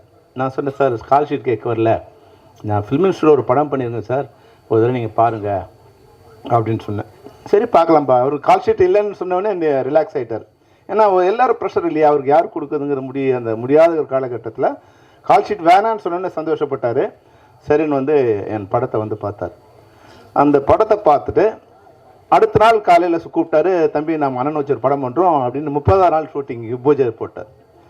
2 வருஷம் கழிச்சு படம் இல்லைன்னு சொன்னவர் படத்தை பார்த்து 30ஆவது நாள் நான் வந்து விஜயகாந்த் சார் வச்சு படம் பூஜை ஸ்டார்ட் பண்ணிட்டேன். அப்போது இந்த ஷார்ட் ஃபிலிமுங்கிறது வந்து என்ன ஒரு முக்கியமான விஷயம்னா, நம்மளோட திறமையை உலகத்துக்கு காமிக்கிறதுக்கு ஒரு சின்ன செலவில் ஒரு படம் பண்ணணும். அப்புறம் ஷார்ட் ஃபிலிம் பண்ணும்போது பண்ணுறவங்க எல்லாரும் வந்து ஒன்று நினைவில் வச்சுக்கணும், ஷார்ட் ஃபிலிமுங்கிறது ஒரு ஈஸியான விஷயம் இல்லை. ஒரு திரைப்படம் 3 விஷயமான ஒரு கண்டென்ட் இருக்குது. ஒரு திரைப்படம், ஒரு ஷார்ட் ஃபிலிம், ஒரு ஆட் ஃபிலிம் பண்ணலாம். ஒரு திரைப்படம் பண்ணும்போது நமக்கு வந்து அந்த சீனில் ஒரு கண்டென்ட் இருந்தால் போதும், கண்டென்ட் இல்லாத சீன் இருக்கக்கூடாது. அந்த சீன் வந்து அடுத்த சீனையும் முன்னாடி இருக்க சீனையும் ஜாயின் பண்ணுற ஒன்றா இருக்கணும். ஆனால் ஷார்ட் ஃபிலிம் பண்ணும்போது என்னென்னா எவ்வரி ஷார்ட்டில் ஒரு கதை இருக்கணும், அப்போ தான் அந்த ஷார்ட் ஃபிலிம் நல்லாயிருக்கும். அப்போது அதை விட ரொம்ப சுருக்கமாக வந்துடும். நீங்கள் ஆட் ஃபிலிம் பண்ணிங்கன்னு வச்சிங்க, எவ்வரி ஃப்ரேமில் வந்து ஒரு ஸ்டோரி இருக்கணும். அப்போ எவ்வரி ஃப்ரேமை நீங்கள், ஏன்னா அது 10 செகண்ட்ஸில் நீங்கள் வந்து அந்த கதையை சொல்லணும், 10 செகண்ட்ஸ்க்குள்ளே ஒரு கதையை சொல்லணும். அப்போ எவ்வரி ஃப்ரேம் வந்து ஒரு முக்கியம். அதுபோல் ஷார்ட் ஃபிலிம் பண்ணும்போது என்னென்னா எவ்வரி ஷார்ட் வந்து முக்கியம், ஏதோ படம் பண்ணோம் அப்படின்னு இருக்கக்கூடாது. அப்போது ஒரு ஃபிலிம் பண்ணுறது ஈஸி, ஆனால் ஷார்ட் ஃபிலிம் பண்ணுறது ரொம்ப கஷ்டம். அந்த ஃபிலிமுக்கு உண்டான நான் பண்ண படமே ஒரு திரைப்படமாக பண்ண வேண்டியது படத்தை தான் நான் வந்து ஒரு ஷார்ட் ஃபிலிமாக பண்ணேன். அப்போ எதையெல்லாம் சுருக்கி ஒரு ஷார்ட் ஃபிலிமாக பண்ணி அந்த படத்தில் இருக்க வேண்டிய எல்லா விஷயங்களையுமே அந்த ஷார்ட் ஃபிலிமில் கொண்டு விடுறதுங்கிறது வந்து ரொம்ப கஷ்டமான விஷயந்தான். அப்போது அந்த ஷார்ட் ஃபிலிம் இன்றைக்கி வந்து 100கணக்கான இயக்குநர்களை வெளியே உலகத்துக்கு கொண்டு வந்திருக்கு. நாங்கள் கூட வந்து இப்போ நாங்கள் டைரக்டர் ஆன பிறகு நாங்கள் வந்து டைரக்டர்ஸ் யூனியன் பிரசிடெண்ட்டாக வந்த பிறகு இப்போ பேரர் சார் இருக்கார், நான் பேரர் உதயகுமார் விக்ரமன் எல்லாம் இருக்கும்போது எங்கள் மெம்பர்ஸை வந்து அவங்களோட திறமைகளை வெளியே கொண்டு வரணும்னு வெளியே வந்து இப்போது துஷாந்த் வந்த மாதிரி ஒரு நண்பரை வந்து பெங்களூரில் வந்து ஃப்ரெண்ட் எடுக்கி அவரோட ரெக்வஸ்ட்டில் ஒரு 50 டைரக்டரை உருவாக்கி 50 பேருக்கு ஒரு 50 லட்ச ரூபா செலவு பண்ணி ஒவ்வொருத்தரையும் வந்து ஒரு ஷார்ட் ஃபிலிம் பண்ணுறதுக்கு ஒரு வாய்ப்பை ஏற்படுத்தி கொடுத்தோம். அதில் யாராவது சரியாக பண்ணியிருந்தாங்கன்னா அது நிச்சயமாக வந்து அது வந்து ஒரு ஐடென்டி கார்டு, இல்லை வந்து ஒரு விசிட்டிங் கார்டு மாதிரி வச்சுக்கலாம். நம்ம யாரும் காமிக்கிறதுக்கு ஒரு விசிட்டிங் கார்டாக பயன்படுத்தலாம். அது மாதிரி தான் இந்த நிகழ்ச்சியை வந்து நான் கலந்துக்கணும்னு விருப்பப்பட்ட காரணமே, யாரோ ஒரு 10 பேர் வந்து ஒரு படம் பண்ணி அவங்களுக்கு ஒரு விலாசம் கிடைக்கிறதுக்கு. ஆர்கே செல்வமணிங்கிற வந்து ஒரு 30 வருஷத்துக்கு முன்னாடி யாருன்னு தெரியாது, ஆனால் ஒரு ஷார்ட் ஃபிலிம் பண்ணி அதை வந்து இன்னொருத்தர் காமிச்சு ஒரு வாய்ப்பு வரும்போது இன்றைக்கி என்னோட முகவரியாக அந்த படம் மாதிரி இருக்குது. அப்போ அது மாதிரி இருக்கிற ஒரு 10 இளைஞர்களுக்கு அது ஒரு வாழ்க்கையாக இருக்குங்கிறதுக்காக தான் இந்த நிகழ்ச்சியில் கலந்துக்கிட்டு நான் விருப்பப்பட்டது. அதனால தான் நேற்று கூட வந்து அந்த நிகழ்ச்சியில் வந்து நான் பரவாயில்ல எனக்கு தெரியலனா கூட வந்து வாழ்த்திட்டு போனேன். இன்றைக்கி நல்ல வேலையாக இன்றைக்கி இந்த துஷாந்த் அவரோட பர்த்டேவும் சேர்த்து வந்திருக்கு. அவர் பிறந்த நாள் வந்து அவர் 100 ஆண்டுகளுக்கு கடந்து நல்ல சிறப்பாக வாழணும், அவர் எடுத்திருக்க முயற்சிகள் அனைத்தும் வெற்றி பெறணும். இதில் ஏறக்குறைய ஒரு 100 திரைப்படங்கள் வந்து 100 ஷார்ட் ஃபிலிம் கலந்துக்கிட்டுன்னு சொன்னாங்க. இந்த 100 ஷார்ட் ஃபிலிம்லேருந்து ஒரு 3 தேர்ந்தெடுத்து அவங்களுக்கு பரிசும் கொடுக்குறாங்க. அதில் சிறந்த படம் பண்ணவங்களுக்கு வாய்ப்பு கொடுக்கறதுக்கான ஒரு வாய்ப்பையும் உருவாக்கியிருக்கான்னு சொன்னாங்க. அந்த வகையில் கலந்துக்கிட்டவங்களுக்கும் வாழ்த்த வந்தவங்களுக்கும் அதுக்கு மூல காரணமாக இருக்கிற துஷாந்துக்கும் திரைப்பட இயக்குனர் சங்கத்தின் சார்பில் என்னுடைய வாழ்த்துக்களை தெரிவிச்சுக்கிறேன். வாழ்த்துக்கள், நன்றி, வணக்கம். சார், அடுத்ததாக இயக்குனர் பாண்டியராஜ் சார் அவர்களை பேசுமாறு அழைக்கிறேன். எல்லாருக்கும் வணக்கம்.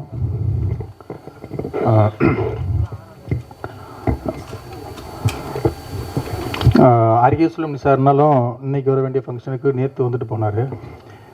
எனக்கு என்னென்னா ஒரு ஃபோன் வந்தது, எடுத்து பார்த்தா தமிழ்குமாரன் சார், எங்கே இருக்கீங்க அப்படின்னாரு. வீட்டில் தான் இருக்கீங்க அப்படின்னா. உங்கள் ஏரியா பக்கம் தான் வர்றேன் அப்படின்னாரு. எங்கே வர்றீங்க அப்படின்னு. இந்த மாதிரி பிரசாத் ஸ்டுடியோவில் ஒரு ஷார்ட் ஃபிலிம் ஃபங்க்ஷன் இருக்குது அப்படின்னாரு. சரி போயிட்டு வாங்க, மீட் பண்ணுவோம் அப்படின்னேன். திருப்பி ஃபோன் வந்து நீங்களும் வர்றீங்களா அப்படின்னாரு. நான் எதுக்கு வரணும், என்னை யாரும் கூப்பிடலும் இல்லை, இப்போ திடீர்னு நான் எப்படி வர்றது என்னன்னே தெரியாது அப்படின்னேன். இல்லை வாங்க நம்ம நண்பருடைய ஃபங்க்ஷன் தான் அப்படின்னு சொல்லிட்டு டக்குன்னு பார்த்தா ஃபாரின் கால், ஒரு லண்டன்லேருந்து ஒரு கால் வருது.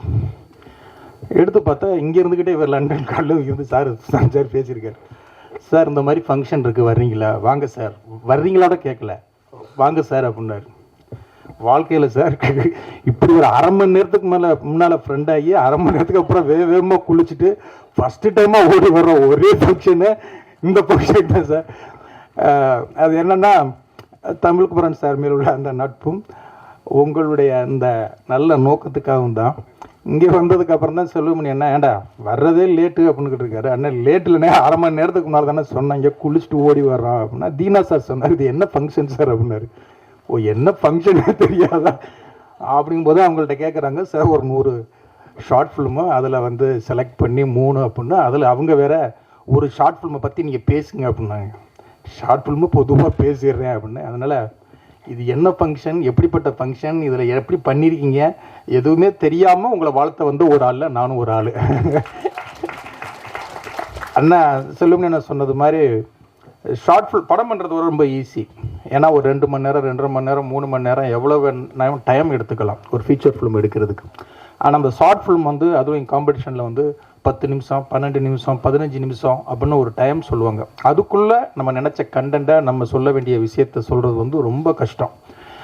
நான் வந்து நிறைய ஷார்ட் ஃபிலிம் காம்படிஷனுக்கு வந்து என்னை ஜூரியாவோ ஏதோ கெஸ்ட்டாவோ கூப்பிடுவாங்க. அப்போ வந்து ரொம்ப ஆச்சரியமாக இருக்கும். ஒரு 10 நிமிஷத்துக்குள்ளே ஒரு ஃபீச்சர் ஃபிலிமில் சொல்ல வேண்டியதை ஒரு 10 நிமிஷத்துக்குள்ளே சொல்லிடுவாங்க. ஒரு 15 நிமிஷத்துக்குள்ளே சொல்ல வேண்டிய விஷயத்தை அழகாக சொல்லிடுவாங்க. அப்படி இன்றைக்கி வந்து ஷார்ட் ஃபிலிம் அப்படிங்கிறது வந்து ஒரு அழகாக ஈஸியாக ஓப்பன் ஆகிருக்கு. ஆனால் ஆச்சரியமாக இருக்குங்கன்னா நீங்கள் 30 வருஷத்துக்கு முன்னாலேயே ஒரு ஷார்ட் ஃபிலிம் பண்ணி நீங்கள் படம் பண்ண வந்திருக்கீங்க அப்படின்னா இவங்களுக்கு எல்லாத்துக்கும் முதல் முன்னோடி நீங்கள் தானே. நான் இப்போ தான் ஒரு 10 வருஷமாக ஷார்ட் ஃபிலிம் பண்ணி படம் பண்ணிக்கிட்டு இருக்காங்கன்னு நினச்சி 30 வருஷத்துக்கு முன்னாலும் நினச்சி கூட பார்க்கல. இப்படி ஒரு ஷார்ட் ஃபிலிம்ங்கிற ஐடியாவை கூட அவ்வளோ அட்வான்ஸாக யோசிச்சிருக்கீங்க.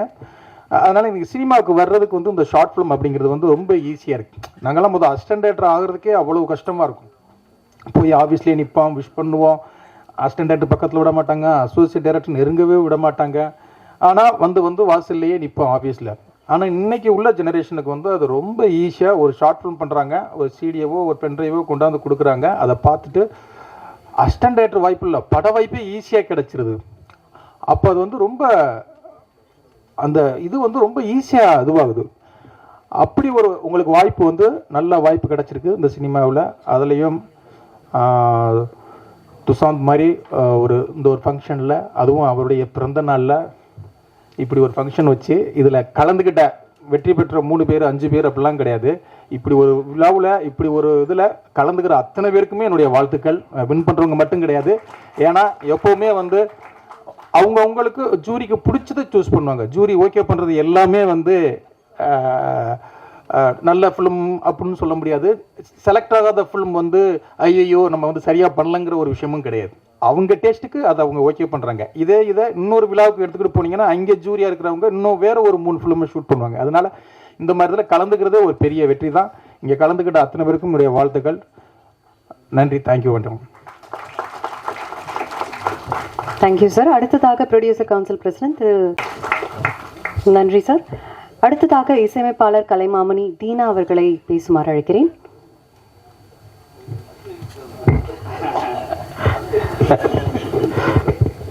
அனைவருக்கும் வணக்கம். இந்த மேடையில் தலைமையேற்று நடந்து கொண்டிருக்கும் 25,000 தொழிலாளர்களின் முதுகெலும்பாக இருந்து கொண்டிருக்கும் எங்கள் மரியாதைக்குரிய அண்ணன் ஆர்.கே. செல்வமணி அவர்கள், அப்புறம் எங்களுடைய ரொம்ப பிரியமான தயாரிப்பாளர் சங்கத்தின் தலைவர் தமிழ்குமரன் அவர்களுக்கும், பிரியமான டைரக்டர் 2 பேர் இருக்காங்க, அவங்க அவர்களுக்கும் என்னுடைய வணக்கத்தை சொல்லி, இது என்னுடைய லைஃப்பில் நடந்த சில விஷயத்தை மட்டும் நான் பகிர்ந்துக்கிறேன். இந்த ஷார்ட் ஃபிலிம் தான் எனக்கு முதல்ல எனக்கு வாய்ப்பு கொடுத்தது. அந்த ஷார்ட் ஃபிலிம் என்னென்னா வெம்பிளி அரினாவில் லண்டனில் போய் நான் வந்து அந்த அவார்டு வாங்கினேன். அது அந்த அரினா. ஸோ லண்டன்லேருந்து வந்திருக்கும் துஷாந்த் அவர்களுக்கு என்னுடைய வாழ்த்துக்களை தெரிவிச்சுக்கிறேன். நிறைய ஷார்ட் ஃபிலிம் பண்ணுங்கள். என்ன வந்து ஷார்ட் ஃபிலிமில் கொண்டு வந்து விக்ரம் சாரும் ராதிகா மேடம் நடித்த சிறகுகள் என்ற Sun TV production short film அது. அதில் நான் ஃபஸ்ட்டு அறிமுகமானேன். அந்த பாடலை கேட்டு தான் கண்ணின் மணி கதை கேளம்மா தரி ஒரு சித்தின்ற ஒரு சீரியலுக்காக நான் ஒரு பாடல் பண்ணேன். அதுக்கப்புறம் ஒரு 4 வருஷத்துக்கு அப்புறம் தான் எனக்கு திரைப்படம் வாய்ப்பே கிடைச்சிது. ஸோ இந்த ஷார்ட் ஃபிலிம் சீரியல் இதுதான் என்னுடைய லைஃப்பில் வந்து ஒரு முதுகெலும்பாக இருந்துச்சு. ஸோ இந்த மாதிரி நிறைய எனக்கு அந்த காலத்தில் நிறைய வாய்ப்பு கிடைச்சிது. எப்படி செல்லுமணி அண்ணா சொன்ன மாதிரி எனக்கு நிறைய வாய்ப்புகள் கிடைச்சிது. இந்த சித்தி சீரியல் மூலமாக டெலிஃபிலிம், அப்புறம் மனோபாலா நடித்த டெலிஃபிலிம் அன்னை என்ற ஒரு இது. அப்புறம் தான் வந்து 4 வருஷத்துக்கு அப்புறம் மிடில் கிளாஸ் மாதவன் என்ற முதல் திரைப்படத்துக்கு நான் இசையமைச்சேன். ஸோ எல்லாருக்கும் வந்து இந்த ஷார்ட் ஃபிலிம்ன்றது ஒரு பட்ஜெட்டில் அவங்க மனசுக்குள்ள இருக்கிற கற்பனையை வெளிப்படுத்தக்கூடிய ஒரு அழகான சந்தர்ப்பம். இதுக்கு நிறைய பேர் வாய்ப்பு தரீங்க. உங்களுக்கு என்னுடைய வாழ்த்துக்கள் தெரிவிச்சுக்கிறேன். நன்றி, வணக்கம்.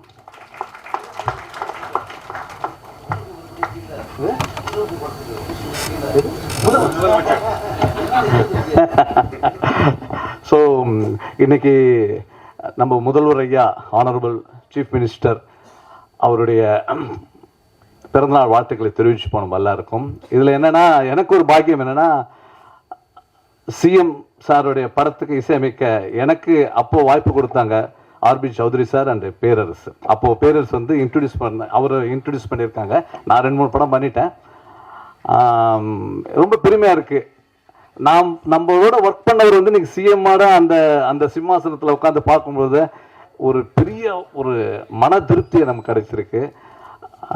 அதில் ஒரு பாடல் இவர் எழுதின ஒரு பாடல், நீ எந்த ஊரு நான் எந்த ஊரு முகவரி தேவையில்லை, அட உன்னை யார பெத்திருக்க என்னை யார பெத்திருக்க, ஆனாலும் நீ நானும் அண்ணன் தம்பிடா, ஆனாலும் நீ நானும் அண்ணன் தம்பிடா. இந்த பாடல் கேட்கும்போது ஃபர்ஸ்ட் டைம் வந்து கேட்குறாரு சிஎம் சார் வந்து கேட்குறாரு. கேட்ட உடனே ரியாக்ஷனே இல்லை, அப்படியே குவைட்டாக இருந்தார். நானும் பேரரசு 2 பேர் பார்த்துக்குறோம். ஏன்னா பேரரசு வந்து அது வந்து டம்மியாக எனக்கு எழுதி கொடுத்த லிரிக்கு. அது வந்து டம்மியாக நம்ம ஒரு ப்ரொடியூசரும் ஹீரோவையும் வந்து ஒரு அட்ராக்ஷன் பண்ணுறதுக்காக ஒரு டம்மியான வேர்டு. அது ரொம்ப நேரம் கேட்டு யோசிச்சாரு. நல்லா இருக்க பாட்டு, வரிகள்லாம் ரொம்ப சூப்பர், இதே வரியை மெயின்டைன் பண்ணுங்க சொன்னார். ஸோ டம்மியாக எழுதின ஒரு வரிகளை அவர் மெயின்டைன் பண்ண சொன்னார்.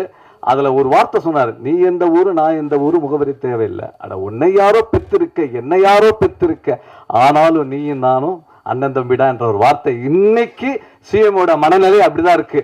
அவர் சினிமாவில் இருந்தா கூட எல்லா ஜனங்களுக்கும் அண்ணன் தம்பியா இருப்பார் என்பது இது உறுதியாயிடுச்சு. இந்த பாடலை அப்பயே 20 வருஷம் முன்னாடி அவர் எழுதிட்டாரு. அது மட்டும் இல்ல, அதுல இன்னொரு ஒரு சிறப்பான ஒரு பாடல், கும்பிட போன தெய்வம் அட குறுக்கே வந்ததம்மா, பால ஊத்துடா கூல ஊத்துடா, வேண்டிக்கிட்டு சூட ஏத்துடா என்ற ஒரு பாடல். அந்த ஒரு கமர்ஷியல்ல இப்படி ஒரு பக்தி பாடல் வரும்ன்றது எனக்கு தெரியவே தெரியாது. அந்த ஒரு கமர்ஷியல இப்படி ஒரு டிவோஷனல் சாங்க கொடுத்து இன்னைக்கு ஆடி மாசம் எந்த கோயிலுக்கு நான் போனாலும் என்ன சிறப்பு விருந்தரா அந்த ஒரு படம் அந்த ஒரு பாட்டு மூலமாக எனக்கு நிறைய வாய்ப்புகள் வந்துட்டு இருக்குன்னு சொல்லி கொடுத்து இன்னைக்கு பிறந்தநாள் வாழ்த்துக்களை சிஎம்க்கும் நம்ம தெரிவிச்சுப்போம். நன்றி, வணக்கம். அடுத்ததான் நம்ம அவார்ட் ஃபங்க்ஷனை தொடரலாம். ஷார்ட் ஃபிலிம்ஸில் ஸ்லாட் 4ல I would like to invite Sachin loves ஷாலினியோட இயக்குனர் காளிதாஸ் தேவராஜ், குப்பை ஓவியமோட இயக்குனர் சதீஷ்குமார். இந்த விருதுகளை கொடுக்கறதுக்காக இயக்குனர் பாண்டிராஜ் சார் அவர்களை அழைக்கிறேன்.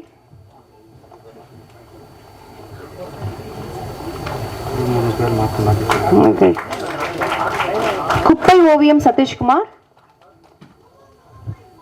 Expectations of love Suresh,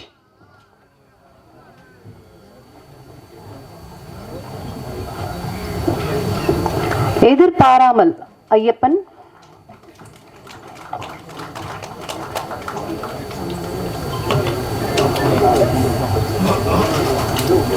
bloody Abdul வசா,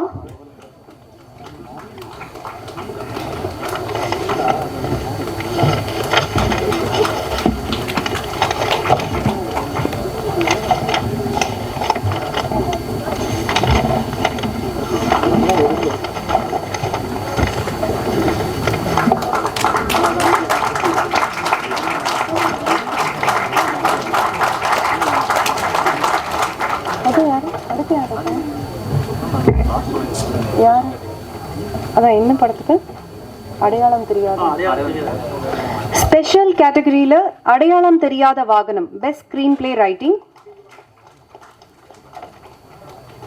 யாரு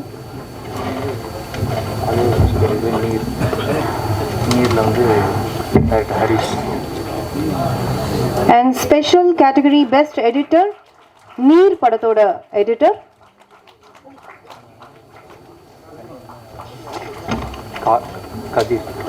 கதிர்.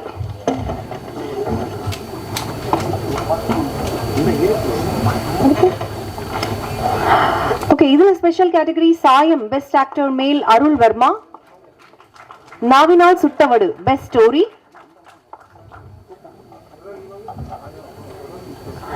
இருக்கீங்களா? ஓகே. அண்ட் நெக்ஸ்ட் லாட் வந்து cross of hill Erwin Antony Raja. Okay, இது வேணுமா? ஓகே. இல்லை, ஸ்பெஷல் கேட்டகரியில் விஷன் கொடுக்குறது. இந்த படத்தோட இயக்குநர்கள் இங்க இருக்கீங்கன்னா சொல்லுங்க. கிராஸ் ஆஃப் ஹில் ஹெர்வினி ஆண்டனி ராஜா, நாவினால் சுட்டவடு தமிழன் இல்லையா? தமிழன் இல்லையா? Sorry, best story. யா, நாவினால் சுட்டவடு பெஸ்ட் ஸ்டோரி. காதலும் உடைந்த பாலமும் அஜய். ஓகே, இதுல ஸ்பெஷல் கேட்டகரியில நாவினால் சுட்டவடு பெஸ்ட் ஸ்டோரி. சரி, ஓகே.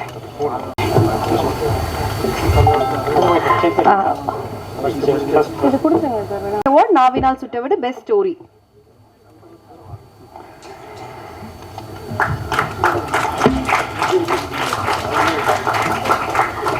நிறைய படங்கள், நிறைய விருதுகள். இதில் வந்து ஒரு 100 ஷார்ட் ஃபிலிம்ஸ் பற்றி ரொம்ப டிஃப்ரெண்டான ஸ்டோரிஸ் தான் வந்து இங்கே செலக்ட் ஆயிருக்கு. இதில் வந்து ஃபர்ஸ்ட் 3 எப்பவுமே வந்து 1, 2, 3க்கு எப்பவுமே வந்து ஒரு ஆர்வம் இருக்கும். அதில் ஃபர்ஸ்ட் 3 ஓகே, அதில் என்ன படம் யாரு அப்படின்னா தந்தை தன் மகனுக்கு வி கமலக்கண்ணன் அவர்களுக்கு இந்த பரிசு போகுது. நல்ல ஒரு கரகோஷம் கொடுக்கலாமா?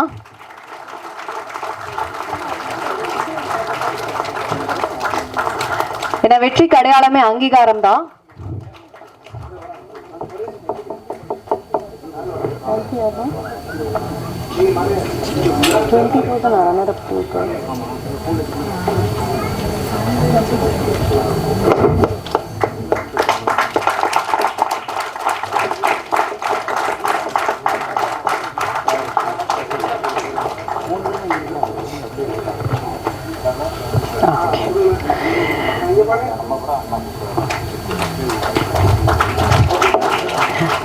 அடுத்ததாக ரன்னர் அப் 1 திரைப்படம் ஏரியா, ஸ்ரீநாத் கண்ணன் இயக்குனர் அவர்களை அழைக்கிறேன்.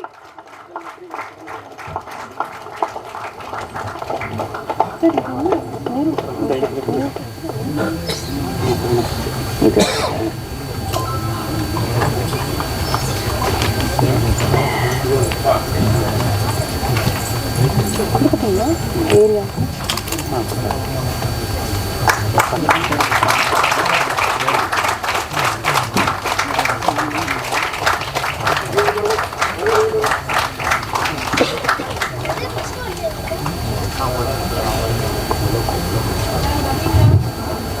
இந்த ஷார்ட் பிலிமோட நாயகன் வினர் உன்னம் பிச்சையின் இயக்குனர் Rajasekar Baskaran. Give a very big hand to him.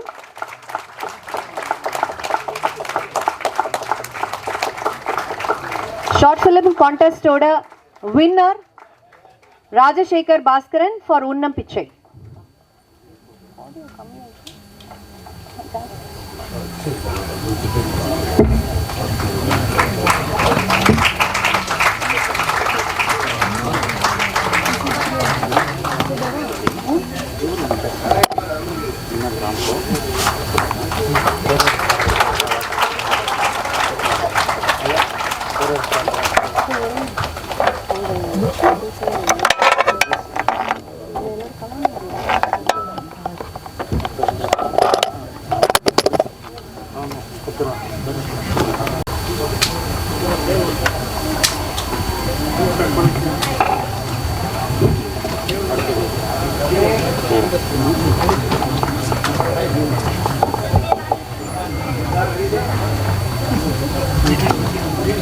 அடுத்ததாக பேரரசு சார். இப்போ பேலன்ஸ் இருக்கிறத நீங்கள் watch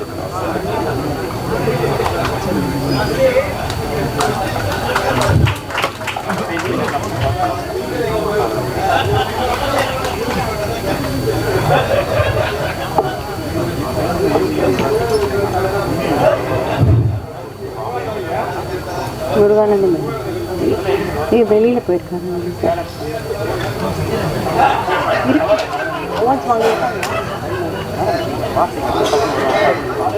okay, last set of படங்கள்.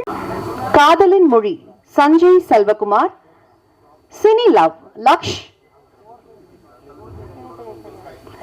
எதுக்கு சித்தேஷ் அபிநவ்.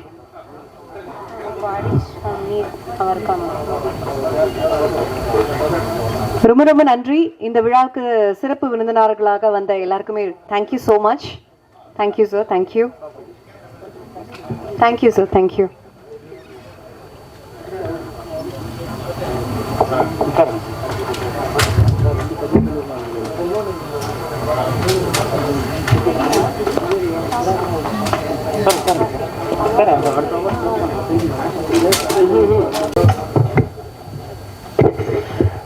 பத்திரிகை நண்பர்கள் அனைவருக்கும் மாலை வணக்கம். முதல்ல துஷாந்த் அவர்களுக்கு இனிய பிறந்தநாள் வாழ்த்துக்கள். மேலும் இந்த மாதிரி முயற்சிக்கு அவருக்கு பாராட்டுகளும் தெரிவிச்சுக்கிறோம். அதே மாதிரி மேடையில் உள்ள பெப்சியின் தலைவர் எங்கள் ஆருயிர் அண்ணன் செல்வமணி அண்ணன், பேரரசு sir, Pandaraj sir, Dheena sir மற்றும் சுப்பிரமணிய சிவா சார் அனைவருக்கும் நன்றி தெரிவிச்சுக்கிறேன். கண்டிப்பாக இது அண்ணன் சொன்ன மாதிரி எந்த ஃபங்க்ஷனே தெரில அப்படின்னு சொல்லி எங்கள் செல்வமணி அண்ணன் எங்கே கூப்பிட்டாலும் நம்ம சினிமா சம்மந்தப்பட்டது யாருக்கு எந்த பிரச்சனைனாலும் முதல்ல வந்து நிற்பார். அதே மாதிரி தான் நாங்களும் யார் என்னன்னு சினிமாவுக்கு இப்போ நாங்கள் தயாரிப்பாளர் சங்கமும் பெப்சியும் சேர்ந்து நிறைய நல்ல திட்டங்கள் நிறைய செய்யணும்னு நினைக்கிறோம். அந்த மாதிரி தான் இப்போ வரிசையாக இப்போ மீட்டிங்லாம் டெய்லி நடந்துகிட்டு இருக்கு நம்ம தயாரிப்பாளர் சங்கத்தில். இது கண்டிப்பாக இந்த 3 ஆண்டில் நாங்கள் நிறைய திட்டங்கள்லாம் வச்சுருக்கோம். அதே மாதிரி இந்த ஷார்ட் ஃபிலிம்ன்றது ரொம்ப முக்கியமானது. சினிமாவுக்கு நிறைய புது புது இயக்குநர்கள், ஒளிப்பதிவாளர்கள், மியூசிக் நிறைய உருவாகுவாங்க. அந்த முயற்சிக்கு துஷாந்த் அவர்களுக்கு நான் வாழ்த்துக்கள் தெரிவிச்சுக்கிறேன். இந்த மாதிரி நிறைய இது நடக்கணும். கண்டிப்பாக பாண்டராஜ் சார் சொன்ன மாதிரி இதில் வெற்றி பெற்றவங்களுக்கு மீறி கலந்துக்கிட்டவங்களுக்கு ஒரு புது முயற்சியாக இருக்கும். இந்த மாதிரி நிறையா நடக்கணும். அதே மாதிரி இந்த ஒரு வருகின்ற 3 ஆண்டில் திரைப்படத்தை கண்டிப்பாக நல்ல பல திட்டங்களை செய்யணும்னு நாங்கள் பெப்சி செல்வமணியெல்லாம் சேர்ந்து நிறைய திட்டங்களை வச்சுருக்கோம். கண்டிப்பாக ஒரு சிறப்பான ஆண்டாக அமையும். மீண்டும் ஒரு முறை துஷாந்த் அவர்களுக்கு வாழ்த்துக்களை சொல்லி நன்றி.